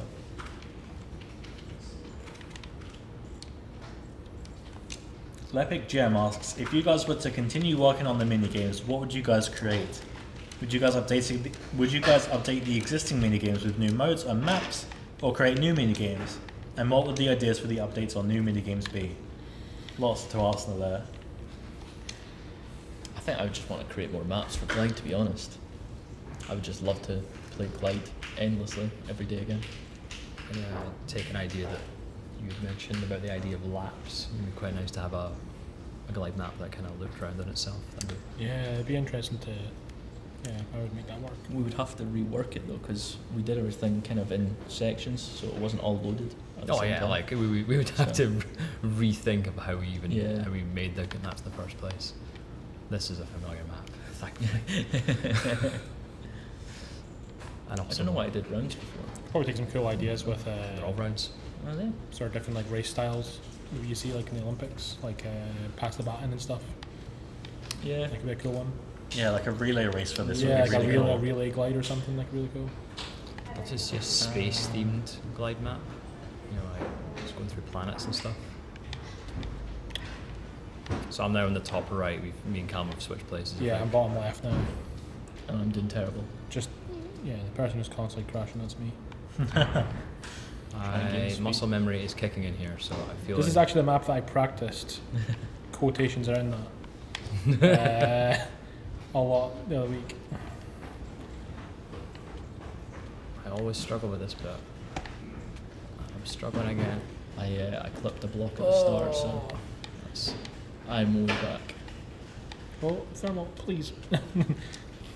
Nothing worse when you're just seconds away from the ground and there's just nothing, no thermals or anything to save you again.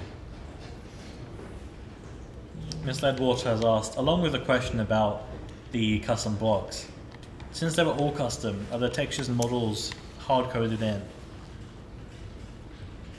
Don't know if you guys would know that.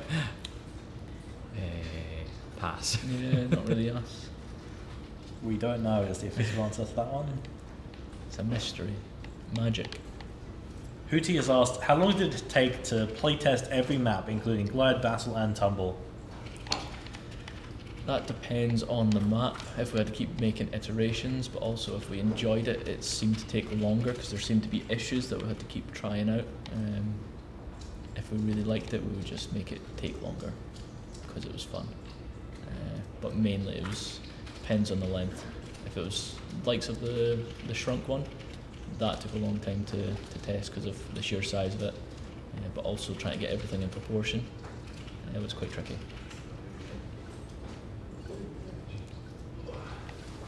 Actually finished the map for us.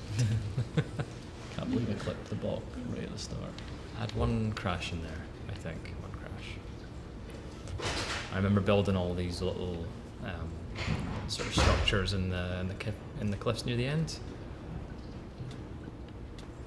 Was that your wee? That was my contribution to this. I'm not going to make it. Finish line's right there. Oh no, I've lost momentum. Oh. No, I just didn't finish. Shocking. Well, this is a good question. The Angry Bird 95 asks, what was your guys' reaction to the minigame soundtracks making it into Super Smash Brothers? I didn't know that. I didn't know that for years, I think, and until I saw it one day, I was like, oh my god, like that's a thing that we worked on, or that was in our game that we worked on, and is in Smash Brothers. That's so cool. You just found that out? I just found it.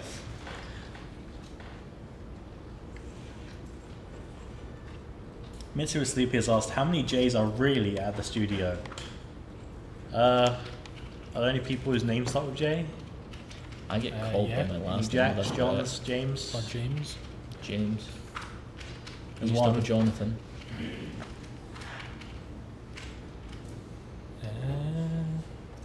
Just James, right? We used to have 4 Toms at the studio, so we used to joke that we should rename it to the 4T studio, but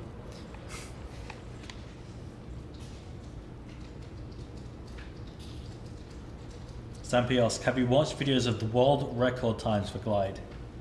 Yes, and it makes us very upset. it scares me. Yeah. I've tried to do some of the techniques. I've seen some a video breaking down why the world records kind of do all these 360 spins and tight turns within thermals, and I've tried it myself, but I never really managed to get predictable results. So I'm going to play it safe today. We've got some people in our Discord who are very good at Glide, and some of the records that they set, and that blows my mind. There's definitely some good players playing with us right now, because they're finishing well before we do. It's like that's just some of the techniques people do. Like it doesn't look like they make sense on the surface, and then it just gives them so much speed, or they can just quickly get through different sections. It's all about gaining height. If you can use a speed boost to gain yourself height, you've just got all this speed potential now by just diving. Yeah. Going back to the J's thing, Chandler called me out in chat and said, Dev's forgetting Joe. I'm sorry, Joe. I forgot. There really were 6 J studios. I've been calling you Stampy today, so I've been in Stampy mode. Speaking of, he asks, do any of you have a favourite 4J texture pack, and why is it plastic? It's super cute. Egyptian. It is a Vanilla. I don't know, I quite like the Fallout one. I also like the Halo one.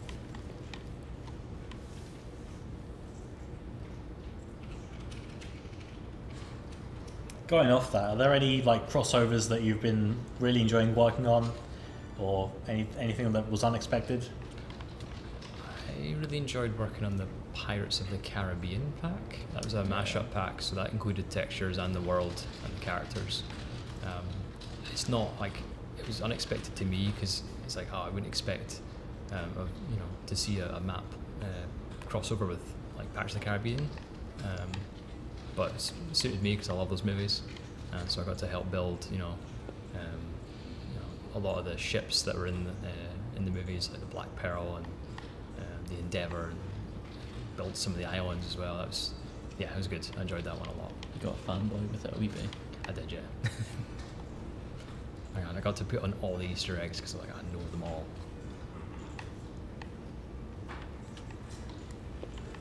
Going off that, Matt NL says, something I've always appreciated about your work is the fact that packs were always up to date with and filled with many deep cut references when based on IPs. Seriously good work. Thank you, Matt.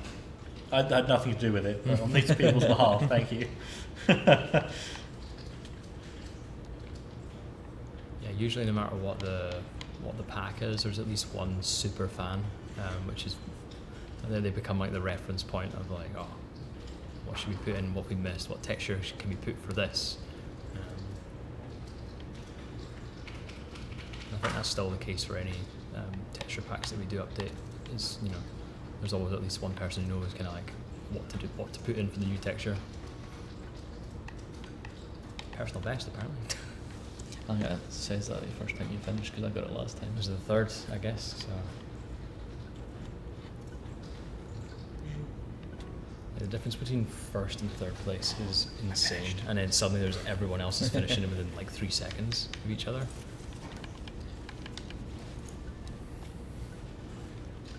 Did we have a go at body? I don't know if I missed that. Do you want to We'll play select Body? that next, yeah. Yeah, give it a shot. And then I feel we need to play Cavern. Is that like the crowd favourite body? Chad, what's your favourite map? I want to see. The glide. I think so we'll go Body. Body's great, but yeah, you're right. Cavern will probably have the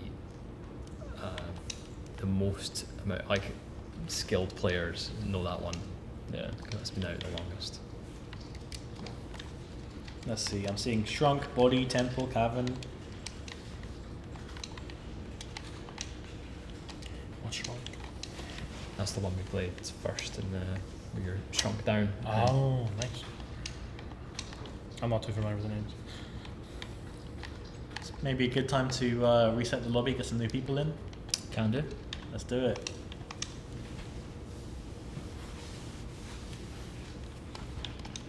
Angerbird says, honestly, the original map is my favourite purely for nostalgia.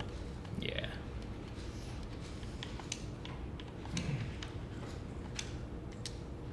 Pecans Plays says, how did you guys meet? How did the creation of 4J come together? I don't know if any of us know that. It's probably out there if you Google it. I'm not sure if 4J has its own Wikipedia page. If it doesn't, that would be really cool. Yeah.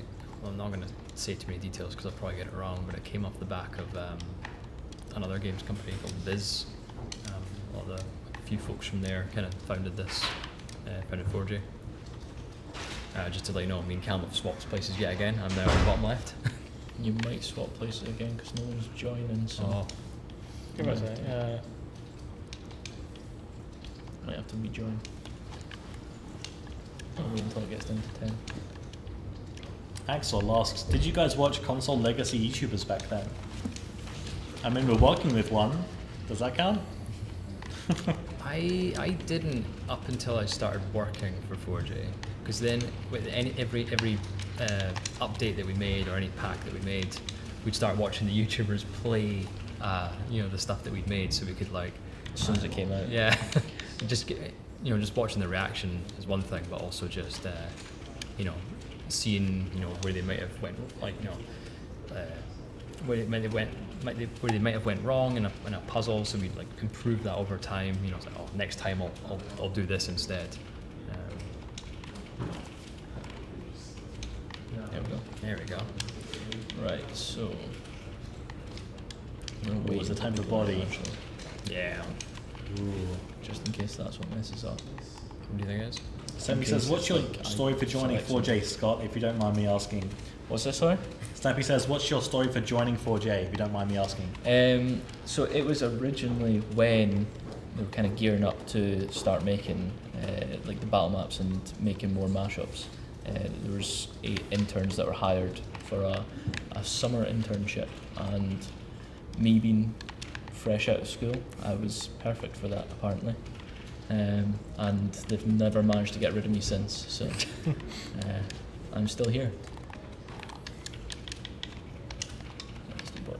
Sampi also asked, do you have a favourite mashup pack you worked on for the Bedrock edition of Minecraft?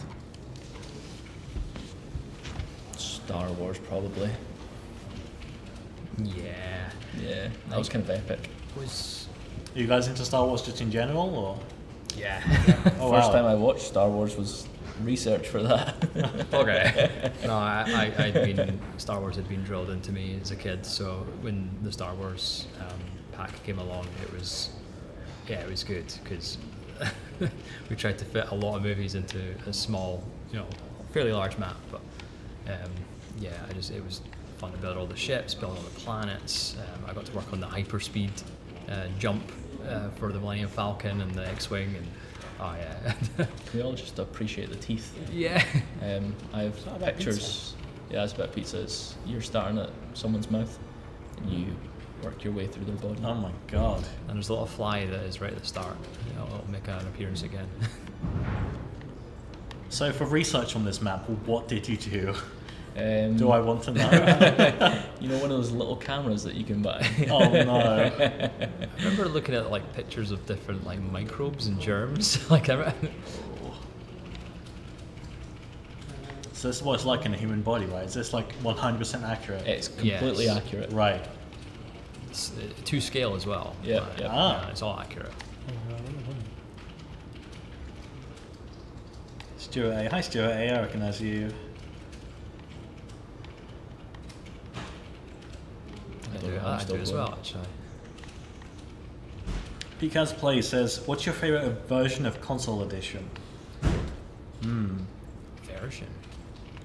I've played pretty much only the 360 version, but I'm so glad the 3DS version exists. It feels so like out of left field that it's just on there, but I'm glad it exists. I think Xbox One for me. The 360 was what I started on when I started here. I've actually still got that Xbox on my desk, even though it's not plugged in. It's just a relic. It's the relic. It's just there. I've missed a bit. But then when we kind of changed over to doing everything on the Xbox One, that kind of became the go-to for me. I started, like before I joined 4G, I was playing the Xbox 360 edition, but I think my favourite edition.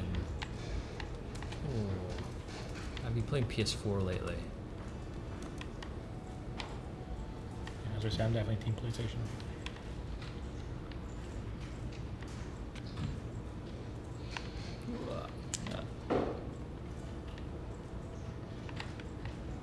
I am not risking the shortcuts in this one. I did the shortcut through the stomach, but that was it. I don't know. I I don't actually even know done where that we are one. in the body right now. I think I just passed the heart. Like there was logic to each of the different rooms, that we were building. Like there's definitely the heart, there's the lungs section, there's the stomach, of course. A lot of the Back in connecting the corridors. Mouth, ew. And there's the blood fly. cells. Oh, is that a spider? No, it's a fly. I don't know, I can't see my Everyone's phone. got a fly in their mouth, don't they? Oh, I sure hope not. I remember hearing like the average person eats 8 spiders a year or something. I have no idea if that's true. I was That's just going to crazy. bring that up. It's about, I think it's about, yeah, something like that. There's no way that's real. I always thought it was a myth. Or is it? That's Look the at those average. That teeth. means there's people. Someone's counting. I do remember working on the pizza, and I keep getting feedback on the cheese. Like, you're like, I don't have the cheese right. It's not cheesy enough. So I have a question for pretty much all of you. When you feel like playing Minecraft, what's your go-to? Are you into creative, survival, or something different? Mini games like these? Definitely survival for me, and I build nothing like I did for 4G. It's rare if I put a roof on my house. Usually don't have doors, and it's usually just a tiny little hut. I like mining. That's my favourite thing to do. quite similar to you. Yeah, I tend to prefer playing survival modes. And I'll do the same thing, which is just a dirt hut will do, because it's not like I'm being like, it's not like it's, the map's going out anywhere. But I mean, I was playing a wee bit creative, a lot of creative before joining 4G. But I do like modded Minecraft as well. Yeah, I always play a lot of survival. It's pretty much my go-to.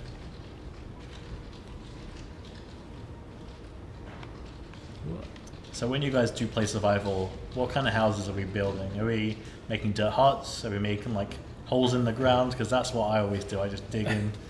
It's like, either live a in a cave. cave or a dirt hut. I like mountain bases, Yeah. carve out the inside of a Ah, mountain. cool. Yeah, I'm pretty hard to decide on like one style. Like I'll usually spend like a good sometimes a couple of days trying to find the right location, and then when I see it, then I'll kind of like usually like build like houses on the side of cliffs. Good sea view. Near villages as well. Chandler says building a small one-room hut and then disappearing into the underground is definitely the way forward. Yeah, that's how I did it for a while. I don't have the confidence to build a house. I don't know. I'm not a designer like these people. I just manage communities. That's the only thing we could have.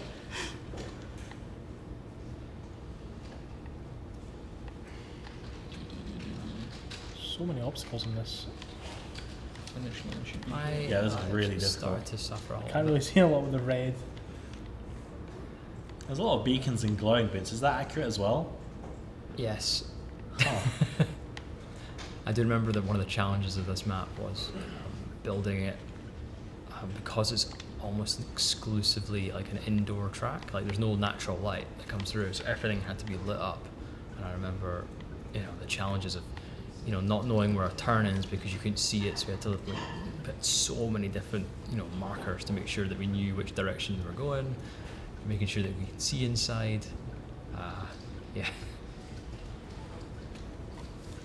3 seconds to reach the end. There we go. Just. That's not a good time. That's not a good time at all. Stampede's asked, who builds the best looking builds at 4J? Hard to say because everyone's kind of got their own thing that they're good at. Everyone's got their specialty. Yeah, I probably did a lot of sort of landscape. I just like the mind-numbing tasks that nobody else wanted to do. I would just quite happily take them on just to get them done with. Interiors, I didn't like interiors because I always felt you were constantly swapping out the blocks on your hotbar, and that just annoyed me. So I didn't do interiors as much as I should.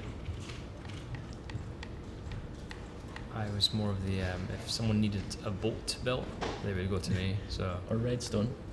boats and redstone. Yeah, I kept changing my role. I used to be redstone, and then you came and I was like, yay, back to my hills. I did do some creative building as well. Ryan Mitchell had mentioned earlier about what was the eureka moment, and I think for us it was, working out that we could build a mirrored room by building upside down, and I think I spent a lot of time in the Egypt map making really grand temples doing that kind of design. Who's the best? Nah, everyone's got everyone's different. specialty. Yeah. Some people could build really good, some giant humanoid figures. Some could be, people can make really good environments. Other people can make Architects and stuff like that. yeah.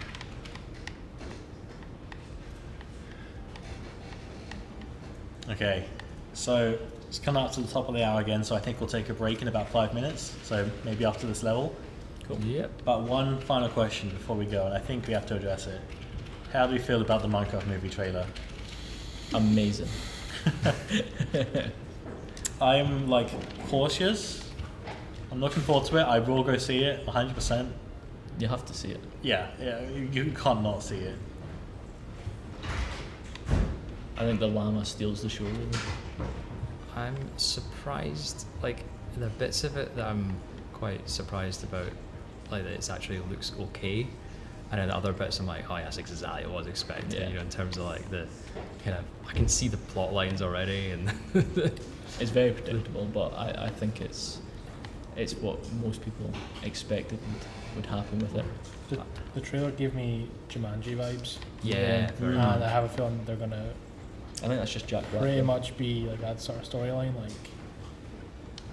It's hard to say. I'm surprised they also went with live action.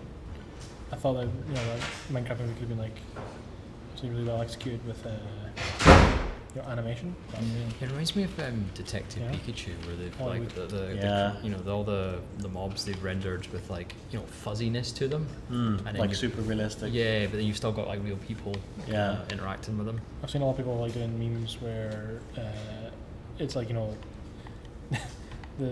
sort of realistic style of the sort of the mobs and creatures in the trailer are like that of the sort of hyper realistic packs you used to be able to get real life packs, skin packs and stuff. Okay, so on that note, we're going to take another 5-10 minute break. So we're going to have a stretch, relax a bit, and you guys can come with some more questions to ask us. Thanks for hanging out and joining us, and we'll be back in a few minutes. We're not going to make any mention of anything that might have changed. We're going to just carry on playing. Now, you guys in the Discord voted overwhelmingly for battle, so that's what we're going to be doing for the next hour or so. We'll do another hour or so. And we'll keep taking your questions, although it's kind of difficult to see. You just about see what's going on. But yeah, feel free to put your questions in Twitch chat. Yeah, keep going, shall we? Just to swap things around again, I'm now on the top right. Okay, no, I can't read questions like this. That's enough of that. I'm going to put that back there where it belongs. That's better. Oh no, my controls would use that. You're going to keep your creep ahead. I respect it. Oh. It's so warm in here. I bet. What are you trying to do? But anyway, was Nathan the whole time? It was, yeah. I don't know how you didn't notice it. It was the same voice. And was also the same position on the sofa. Okay. I know what's I like how you had to like proper lean over to see your controller there. Where am I? Giving up? There I am. Yeah, I'll it's take too, it off, yeah. Too warm. Thank you very much. No worries. It's a me. Oh, Alright. You want me to restart it? yeah. Vince in chat says Callum got a new hat. Not anymore. Mm-hmm. Hopefully those are bounced. If those fall over, they're going to crash onto me. Okay. Let's keep those questions coming, chat. Any questions about anything at all? Feel free. We're going to hop in with some more battle, though. Yep. Seeing as what you voted for. Is that your favourite map out of the three? Favourite minigame out of the three? If you had to pick a favourite? I would choose Glide. I'm also going to pick Glide. I'm not gonna lie, Yeah. I really enjoyed Tumble earlier. Yeah? For sure, when Yeah. the three of us Fun. played. I do want to play Tumble. We'll try again later on. But Yeah, we could try some more Tumble to round it out. So we've got people joining the lobby now. Oh dear.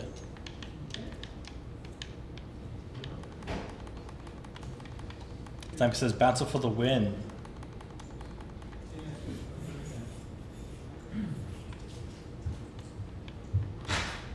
There we go. Some people Yeah. coming in. Yeah, feel free to hop in, everybody. I'm hoping it's not a case of like everyone trying to join at once and then it's overwhelming the server. Here we go. Ruin.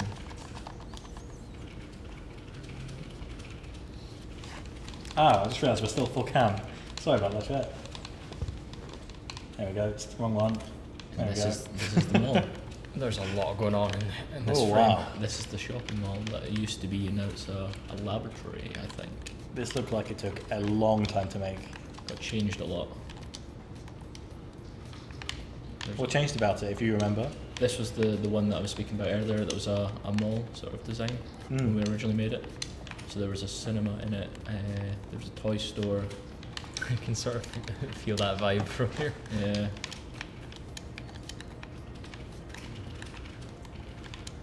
Now, if you could tell me where the chests were, that would be great. I can tell you where they were in the mall. Might hit me. I was gonna say, I see some from Friendly Fire here. Oh. Oh, that felt good.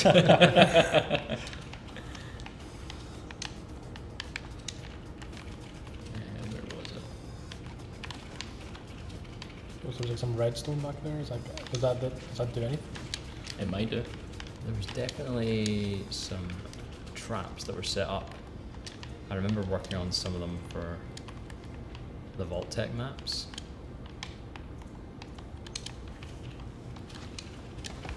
Oh, and the puddles. Oh my. So going back to the development of these, when you had the tools to make Minecraft maps like this on console, what were the tools like? Were you able to like terraform or like make circles immediately or make lines immediately? Like how did those tools work, if you remember that far back? You want to take that one? Yeah, there was kind of two iterations of the tools I remember. There was a set of tools that we could use just with a controller, so we didn't need to, we didn't need to have a computer connected. So those kind of worked where you enable the dev mode, and then wherever you were standing would act as like positions for a region that you could then copy paste or do other things with. And then we eventually gained the ability to connect to a PC and then use tools through mouse and keyboard, and that allowed us to do much more complicated things like setting up regions and using various tools that we had available to us. I can't quite remember which ones we all had, but copy paste was the main one.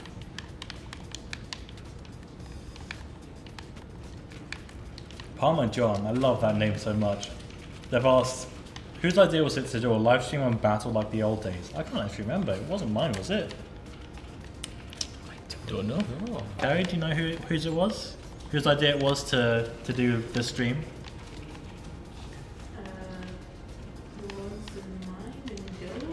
Sure, let's just say everyone gets credit. Mostly the Discord, there's just so much love for it. Yeah, you guys have so much love for this game, so we thought we'd just, appreciate that for a bit.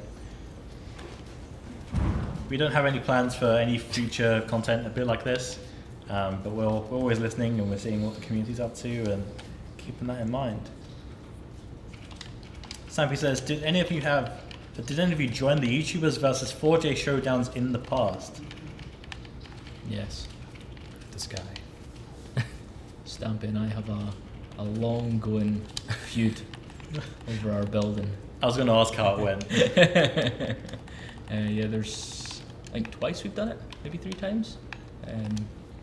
Stampy will be able to correct me on that.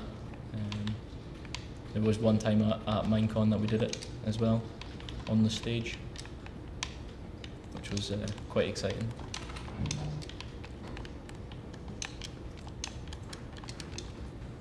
Trying to think of any other questions I'd have for myself. Well, that's the tricky part. At Minecon, it was Stampy. What were the highlights of being at Minecon then, as like someone who's officially involved? Like, were there any stand-up moments that will stick by you for a long time?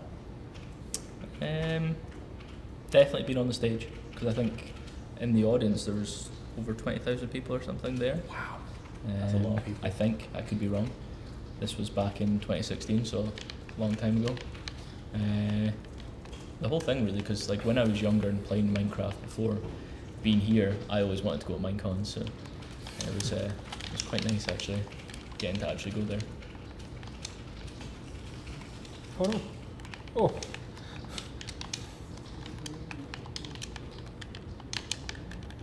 I actually had a good start for once, and I know I'm just gonna squander this opportunity. Yeah, I just went straight into lava. I just sprinted over lava, I jumped it, and I did not die. I might die.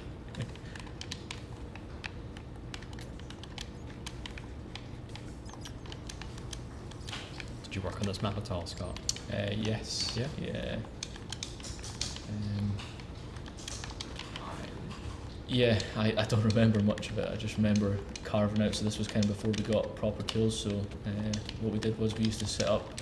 It was basically a big cube that we had spawned in, and then we hauled it out using TNT. So that's how we carved the whole roof, and that took forever.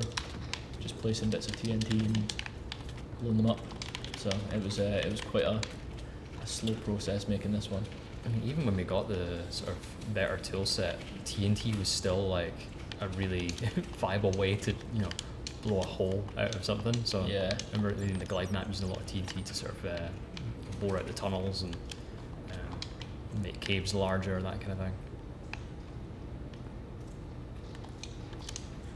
Beeple has asked, how has the battle mode experience been for you guys today? Like, is it as good as you remember making it? Is it nostalgic?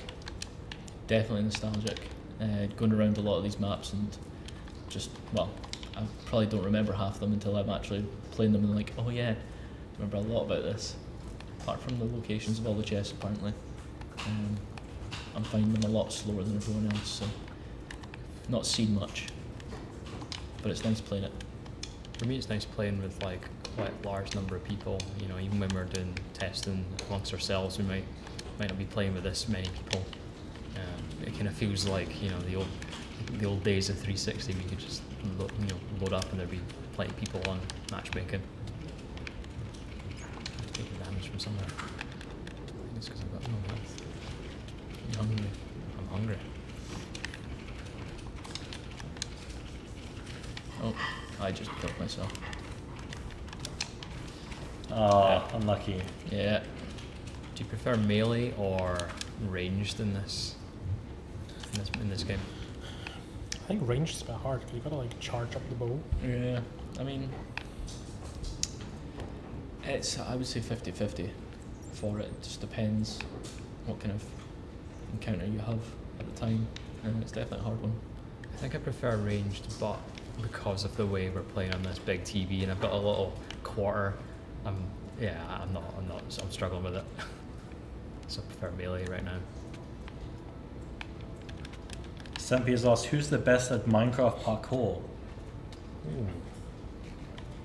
Never really gave that a comparison. Never did a race or an obstacle course and then tried it amongst ourselves. There's a lot of parkour in the lobby levels, trying to get around them.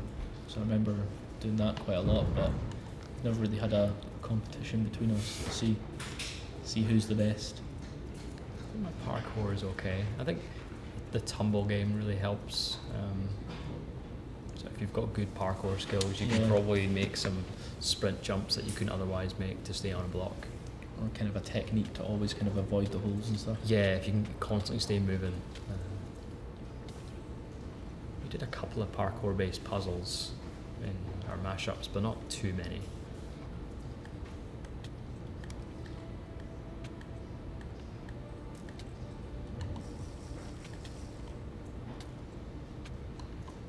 Super Crazy Devon, hopefully I pronounced that name right, has asked, who is everyone? Like, who's Events 4J, who's Dundee 4J, and who's Dundee 4J1? So who's who on the screen? So I'm Events 4J.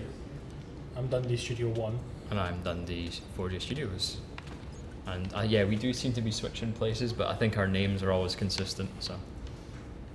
I'm always top left though. Yeah. It's just kept me up It's there, just so- whichever order me and Callum join. Yeah.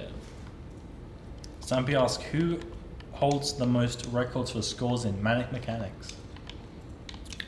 I had a spreadsheet which would tell you that as well. We, I think it might have been Ian, 4J Ian. He had Yeah, he was quite good, wasn't he? yeah, and he was very competitive. Whenever someone took a score on a particular map, he would be like, "Tell me, and I'll come and take it back." Me and Scott kind of got like that a little bit as well. Yeah. Before the release of the game, we were setting some of the scores. Yeah, definitely. He says, of course you have a spreadsheet for it, haha. I definitely had quite a few scores, and that's not because I was like cheating and putting them in the spreadsheet, but I had to like play the game a lot just to fill like out the table, and then some of those scores just ended up staying.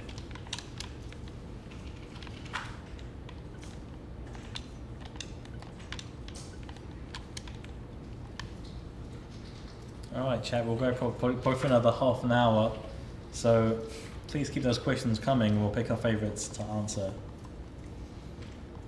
After this one, should we try Tumble again? Yeah, See go if that for it. works. Give it a shot. We have restarted the game, so hopefully that might have fixed Hopefully. it. So this is the battle map version of the glide map that we were playing earlier. This one came first, didn't it? Yes. Yeah. I could have swore I got some items there, but no. Yeah, same. I thought I was doing really well. Stampy says, what other games are you playing at the moment in your spare time? I can answer this one. I've been into Tetris lately, just because it's under the blocky game, I guess. No, it's a coincidence, I suppose. It's just something I like to play and zone out to. I'm currently playing Black Mesa.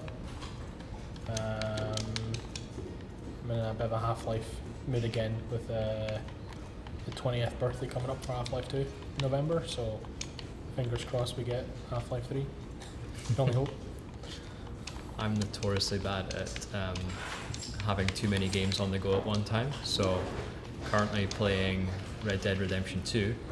I'm playing a replay of Persona 5 Royal, I have an ongoing game of Factorial, and then at home, Astrobot is out today, so I've got a copy of that waiting for me. So Yeah, Astrobot, I think will be my game over next week. yeah, I love it. Like, it's been a while since I played like a classic 3D platformer.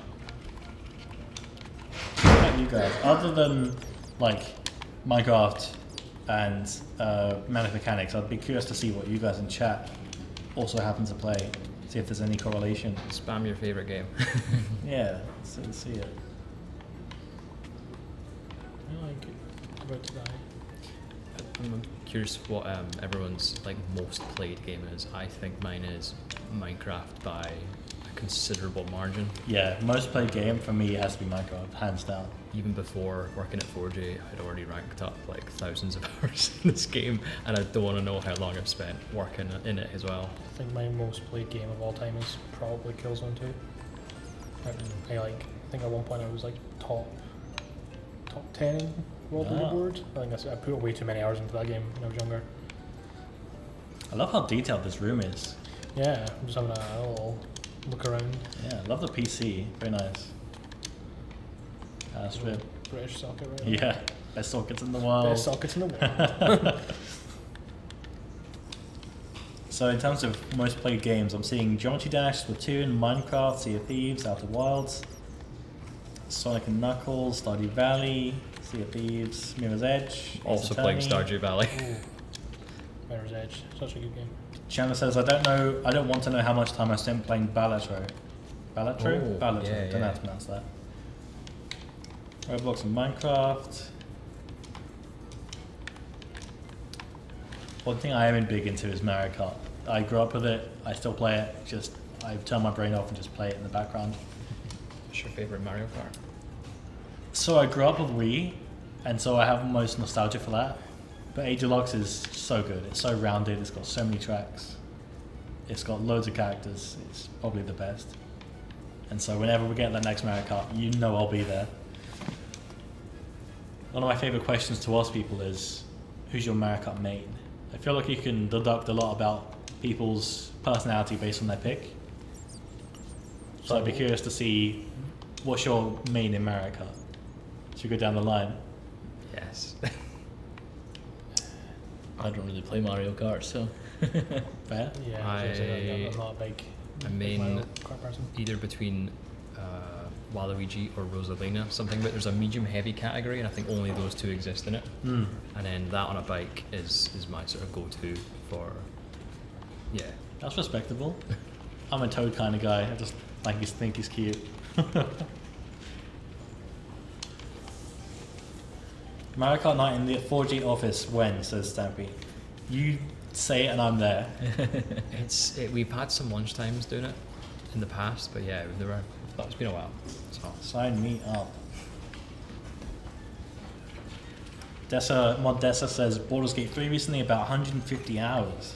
Wow. Chandler says Luigi for me, no strategic reason, just vibes. Fair. Totally fair. Just trying to think of any other games I've poured endless amounts of hours into. I'm trying to think of my Steam top list. Probably The Last of Us. Steam And then Uncharted games. Civilization games. Yeah, basically Civ 5. I remember playing a lot with my friends. It's probably Well, how much of that is 50 hours in playtime, and how much of that is just setting up a game? The Angry Bird 95 says, are any of you guys good at Smash? I've No. never played it. I am It's not my cup of tea. terrible at it. Stampy says, you need to all team up to stand a chance against the community. They are OP. I think that's a good strat. You guys want to communicate well together? I tried that, but Callum killed me. Yeah. I've checked. The stream delay is about 1 second, so good luck. Do you have any spaces left? I don't think so. There's a lot of spaces, looks like. A lot of spaces taken, I mean. Yeah, all filled. When was our last refresh? Lobby refresh? Just before that game, wasn't it? Was it? I love the jump pads. Scott, I think did you Yeah. design them, or did someone else come up with that design? Couldn't tell you Yeah. who designed them. Pretty sure I put them in there though. Yeah, these things. They still work today. Make Redstone sure you- always seems to break over the years of updates, but those still work. So Well, you just stand on mine. Well, test it. Here we go. yeah. So I never worked on this pack, but I did make some textures for it. I made the festive kelp, and then we also made the festive tumble map as well. Oh, I like the logo at the top. That's a nice detail. Christmassy. Stampy says, what skins did you all play as when playing the Legacy console editions? Good question. Oh, I don't remember. Yours is easy. Answer, Scott. 5th birthday pack, Scott.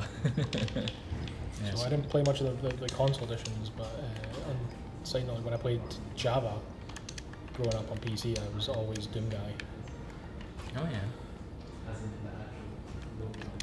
Yeah, Scott plays his own skin from the birthday pack. I think I settled into always playing as Captain Barbossa. Again, just as soon as the Pirates of the Caribbean pack came out, Barbossa was again he's one of my favourite characters from that movie, so it just became me. Chandler asks, do you have any favourite games from a coding or design perspective? And which game do you wish you had a part in creating? Really good question. Design perspective. It's a tough one. I think my answer has got to be Pokemon. I grew up with Pokemon games as well, and I've always kind of found their level designs and other map layouts to be just like I've always wanted to make a map myself. So I'd like to be a part of that one day. Find a way to make a game similar, in a similar vein or inspired by that. Always want to have like a hand in, like sort of big multiplayer titles like Call of Duty and Battlefield. Definitely like older Call of Duty and Battlefield titles. Like a really good like single player narrative, like to be part of like Sony Santa Monica that did like God of War, or like Uncharted, something like that would be awesome. I hate hunger in this. I can't sprint. Stampy says, what's your favourite Pokemon game, Tom? It's got to be between Emerald or Heart Gold Soul Silver. I actually killed someone. Now come hide with me. Yeah, Emerald probably for nostalgia reasons because Sapphire was my first game, like Pokemon game, and then Emerald was just like the best version of it, and then Heart Gold Soul Silver was just an amazing remake of Gold and Silver. Mitsu says, what silly dialogue line or moments would you love to see in the Minecraft movie? Man, I can't answer that. I don't know. I don't know what. Oh, yes. That would be good. I don't know what angle they're going to take it at from. That's the scary part. I don't know what the writing's going to be like. It's just going to be Jack Black shouting a lot. Yeah. I've seen rumours that he sings. Oh. I don't know how that's going to go. No Is it comment. just me and someone else left? Is it you left? Yeah, it is. I'm not. Try not spoil positions. Interesting stuff. For the Minecraft movie, I hope they just lean right into just go right into the cringe. Just be saying, Just embrace it. just puns based off blocks and Yeah. any of the sort of textures they've got in there. Sappy says, are there any funny 4J office antics you can share? I would know. I've been here for about 3 weeks. No idea. Do you ever like to all have a good laugh every day? I thought I saw a blue pack. Take that though. Yeah, like trying to think of that on the spot. Like, oh, we have fun, right?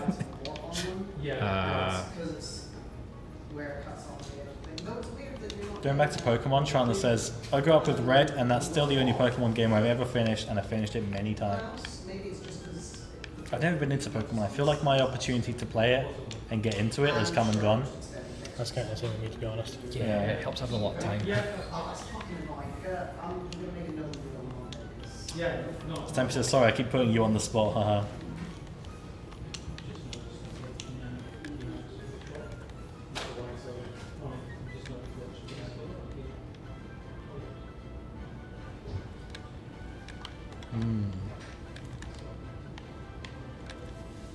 I don't think this has been asked yet. Do we have any favourite games of all time? Minecraft. Other than Minecraft. No, I think you. And Manic Mechanics.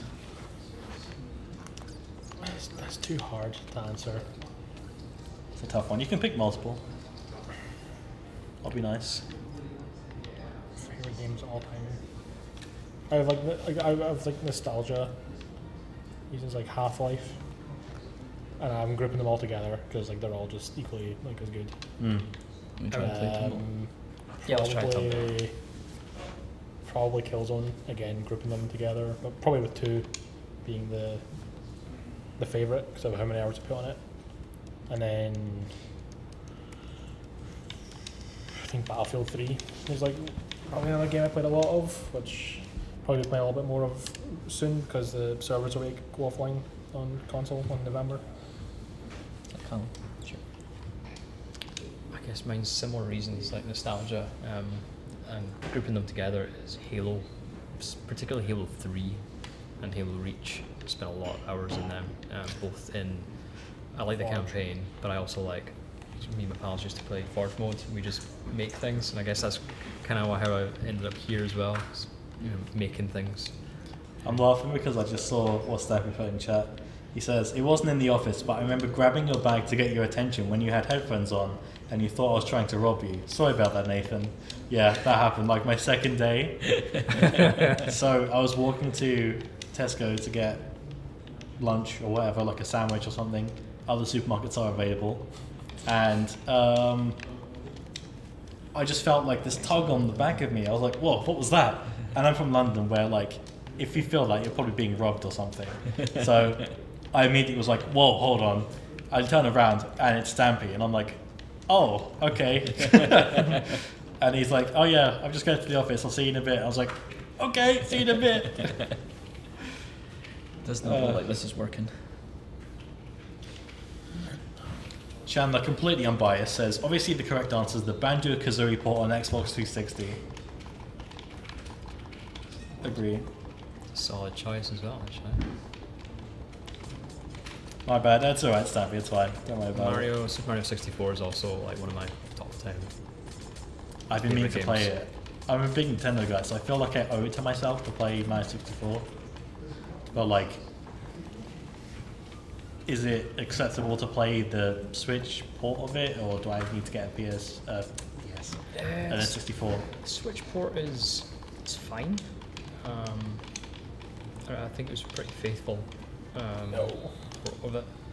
I do prefer the original. There's something about the controller, being part of that experience. Yeah. The absolute bizarre design of a controller. But So since this isn't working, what do you want to go back to? I think the people ask for battle. Battle? people ask for battle. Don't you guys want to do some more battle? We've got about 20 more minutes. Last chance to get your questions in chat. We've got about 20 more minutes until we wrap up.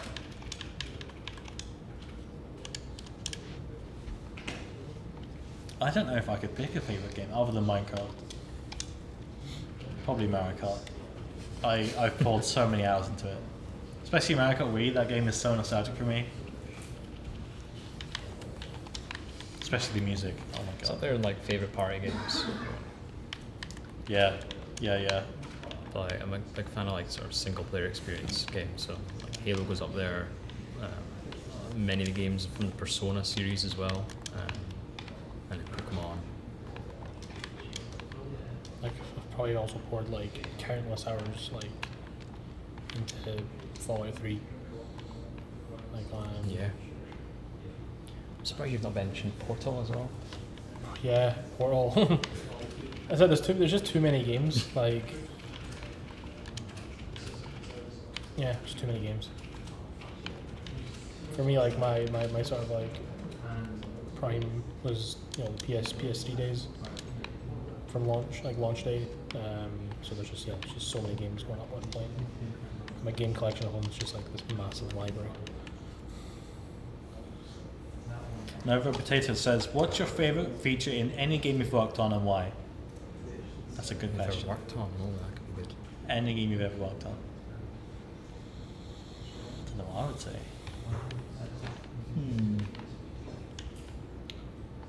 Favorite feature. Like we did like for Manic. We the design team, there's so many ideas into the pot for coming up with like each of the different garages in the world. Like so many ideas to begin with, and I like whittle them down. But I think like a lot of like the boss challenge levels were like felt like really unique and really fun to play. Some of the mechanics we came up with. Yeah. I was thinking about the first thought was versus mode from Manic Mechanics. I really like that. Like it's a new game mode that we added. It just worked really well. But then I've also just remembered the hyperspace jump in the Star Wars mashup pack. That was a way that we could get between different planets. It was this chaotic redstone contraption that was that would handle basically spawning in a bunch of blocks around you to make it look like you were traveling through space, and it would add like a potion of blindness on for just a moment, just while it teleports you to somewhere else, then resets itself, and then that was probably the most that was something I worked on that I was really proud of. I can't remember the question, sorry, I was looking at chest. What was that? Favorite feature in any game? Oh yeah. Please. I really don't know. One of the previous places I worked at was for a indie game called Tower Unite, and it's basically like VR chat, except it's not in VR and there's stuff to do, like there's an arcade with games, there's mini golf, there's all sorts of stuff like that. But my favorite feature in it was they had like avatars on the Steam Workshop, so you could download like any model of any character you can think of and just do whatever you want in the game as that character. So it made for many like unexpected moments. Like you could go to a bingo hall as like your favorite cartoon character or something like that. It was I've seen nothing like it. Sounds pretty good. It's pretty great.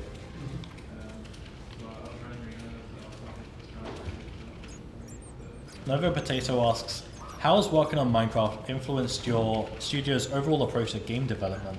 Very good question. We have a tough one. Yeah, it's a tough one. If you can level design with blocks, you can level design anything. Stampy asks, did you prefer building maps with a texture pack or vanilla textures? With the texture pack, you would have a theme at least to go off of, so it's kind of made it easier. But with vanilla, it kind of gave its own challenge of what can you do with the set blocks that everyone else has kind of got, and you have to try and make something new out of it. So yeah, it's a nice challenge. I like the challenge of working with texture packs for the other reason, which is it is so new that things can potentially change, to suit the needs of, other, blocks that they're having to texture and swap things around. So sometimes that does lead to, you built something in a texture, and then you're gonna say, oh no, we're moving that to another texture, or we're changing it because we need enough space for some other textures. But at least each project is a fresh set of textures.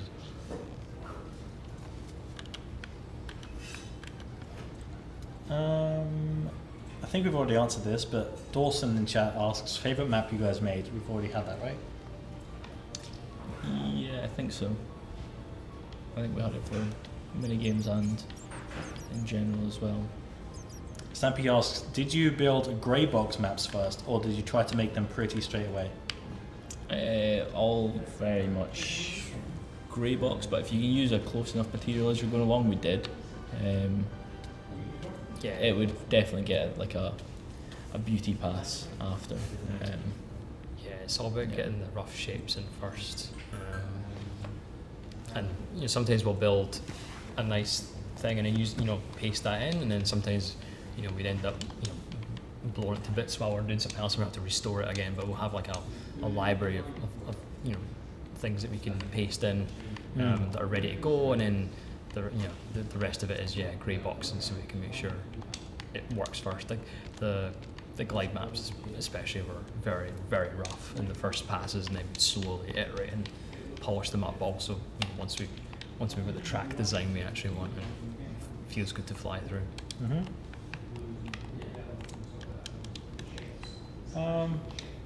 I had a question lined up, but I forgot.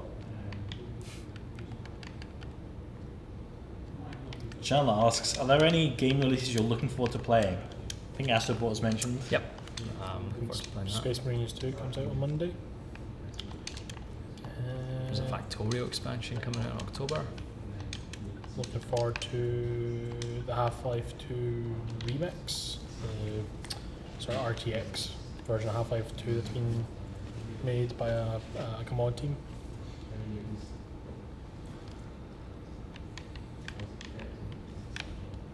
What else is coming out? Snappy asks, did you encounter any funny bugs when you first started testing the mini games? That's a really good question.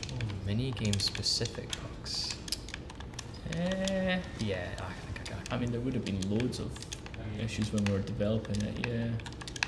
I do remember quite early on with the first glide map, we discovered that when a player could fly into water and then stay in the water and then slowly swim up the waterfall, and it meant that people found a way to fly backwards up the glide track by flying into water and then gaining height and then flying to the next bit, or sometimes even the waterfall would actually lead them right up to the top surface. Oh, dear. We did have to fix that one because it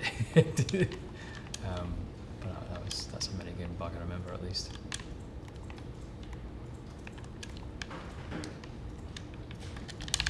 At least I got 2 kills this time. I answered a question now, sidetracked, I can't find any chests. Yeah, I'm just trying to find some stuff. Have we had like an overall trend in winning overall today? Is anyone here? I don't think The we've won best. anything. No? A couple of players I think who have won a good number of times. No, I mean out of us. Oh, out of us. Yeah.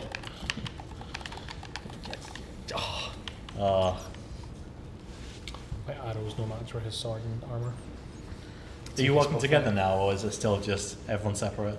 No, I tried to kill Callum, and then someone killed So us it's the both. opposite. You're trying to Yeah, be it's going all against white- each other. white. I think at this point I'm just desperate to get A kill. and if that's what it requires. Totally fair.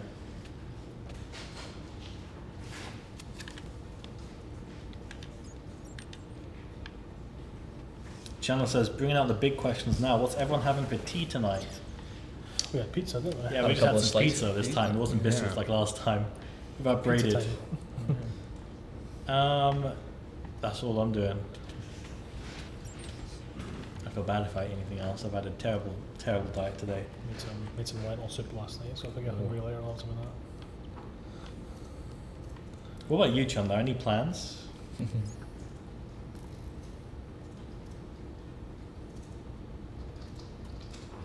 Shortcut. You caught me off guard now. Return to sender. Did we try Tumble? I forgot. We tried it, yeah.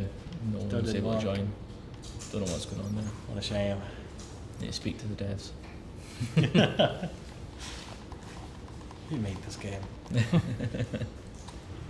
Simon says, did 4G ever have a Minecraft server or consistent world you all played on for fun? That's a really good question.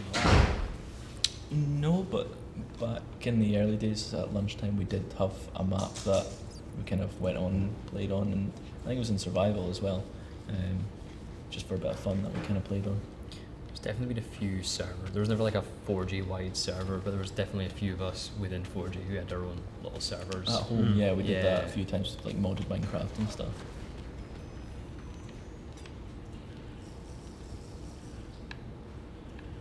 I remember in my IT classes years and years and years ago, we all downloaded Minecraft one afternoon and the teacher found out and got very angry. But we made a world on LAN like you did back in the day. Yeah, we managed to install Minecraft on our school computer system. Somehow, can't remember exactly how, but I remember some people got in trouble for that. Mitsu says, do you have personal Minecraft worlds that are long term, and would we be able to see them? I always find it interesting to see what devs do. Very good question. If you want to see a lot of dirt houses without roofs, then yeah. That's just what you say, like, that's what you'd see in mine. I've still got my first ever Minecraft save, so it has a lot of varying quality in it. Then I also built on a server for a long time, so I've got like an established city there, which I've not visited in I don't know, 6 years or something, but I think it's technically still there. Yeah, I've got a few levels that I've started over the years and still keep stored somewhere. They're very like they're just your typical Minecraft looking Yeah, world. They're nothing exciting. You know, it's the stuff we make for the 4J maps are very different. Apart from it's in our contract to all make a mountain that has 4J carved into it in our own personal worlds. I'd love to try and dig out some like old hard drives and see if I could find like server maps and stuff that I'd had with my friends. I found some like renders. You could get some tools that would like top down render your world. Okay, let's make this the last game. It's coming up to 3 hours Wow. in the stream. We made it somehow. Played so many video games today. You're about to play video games again tonight? Yeah. I've got a train to get after this. Spent all day working on video games, gonna go home and play different video games. I am definitely going to play video games. I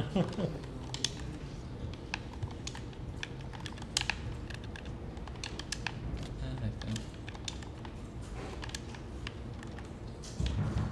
Feel really exposed right now in this.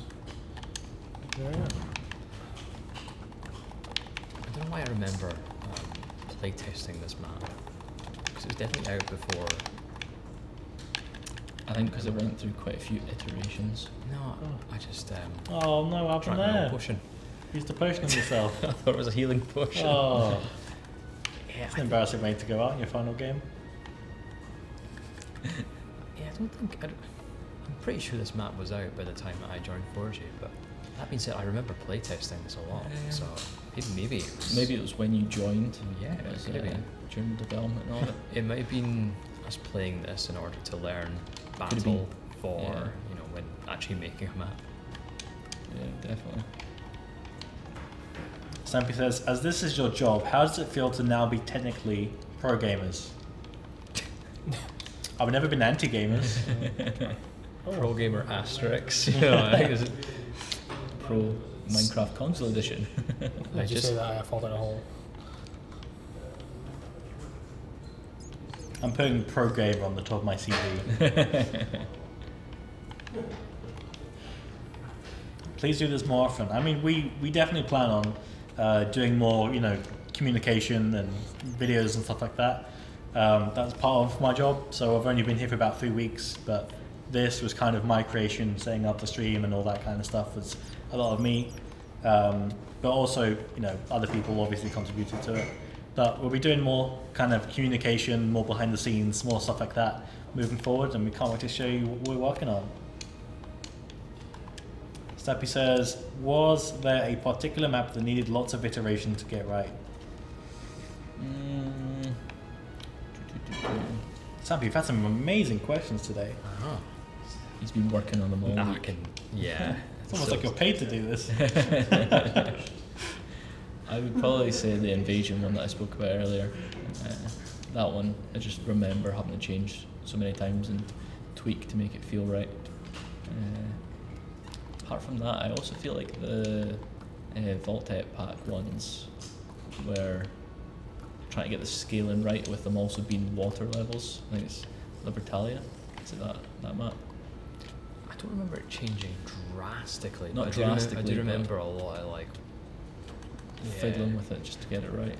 I think for me, I think it was the Yeti glide map. I just seem to remember that like a whole new section was added and then a whole other one was changed. And so like an earlier iteration of the map is quite unrecognisably different from the actual version we put out. You know, it's not. You would just it's changed to try and make the map, you know, as good as it possibly can be. The person just gave up. Okay. I saw that. That was amazing. I didn't realise it was the two of us. What a way to end the round and end the stream. You sacrifice yourself, I'll do the same. And achievement unlocked. Perfect. Wait, we won? There we go. Yeah, that was the last one. Yeah. Perfect. Well, let's end on a win then. Yeah. Well done. Yeah, There we go. Thank you, everybody. I don't think I could take credit for that one at all. Thank you, everybody, for your questions in Twitch chat. I've just seen a really good one from Stampy, so I'll end on that one. He's asked, has you mentioning you worked on Minecraft ever made someone freak out in real life? Really good question. Yes, Yeah? quite a few times. Any specific examples you want to talk about? Actually, most recently, when we had a works event, there were some people in the building that we work in that were quite ecstatic to hear that we worked on Minecraft, and knowing Stampy as well was a big Yeah. winner. So yeah. Yeah, It I've was- had people, it was even now, awesome. like, just don't believe that I've worked with him or I've met him or anything like that. It's very strange. My little brother, he's a lot younger than me, but when it was him specifically telling his friends, and they would think I have done way more, like, you know, to make the game of Minecraft than I've actually done. I've actually contributed, but so my brother's friends would always get really like starstruck. Yeah, that's like. Wait, did you build that? Did you place that block? No, I didn't do that. It's like, and they're going to ask me like, "Oh, can you put this type of armor in the game?" I'm like, I don't think I've got the Can you ability make to a do skin this. for me? Janice says, as everyone knows, if you win the last round, you win the entire stream. So congratulations to 4G Studios for winning Minecraft. That's right. So on that note, yes, thank you all so much for tuning in. I'm really glad you guys stuck around and asked so many amazing questions. We'll try and do more of this kind of stuff moving forward, you know, being transparent and giving you an insight into the inspirations and work behind our work. And we'll try and do more and more stuff like that. Well, make sure you're in the Discord if you haven't already. It's just discord.gg/4J Studios. I think there's a command for it. I'll do it here. Thank you, Chandler. One step ahead of me. Follow us on all the socials, 4J Studios everywhere. If we didn't get to your question, either we didn't see it or we just don't know, so apologies, but we've always got the Discord where you can ask questions that the community or us can respond, and we'll get back to you as quickly as we can. That is almost exactly 3 hours, so thank you all for joining me and tuning in and helping me for host the stream for 3 hours and giving us your insights. Thanks, guys. No worries. And on that note, everybody have a good weekend. Thank you, mods in chat. Thank you, everybody, for watching. Make sure to follow the stream in case we do any more in the future. And on that note, let's wrap it up. Bye. Bye. Bye.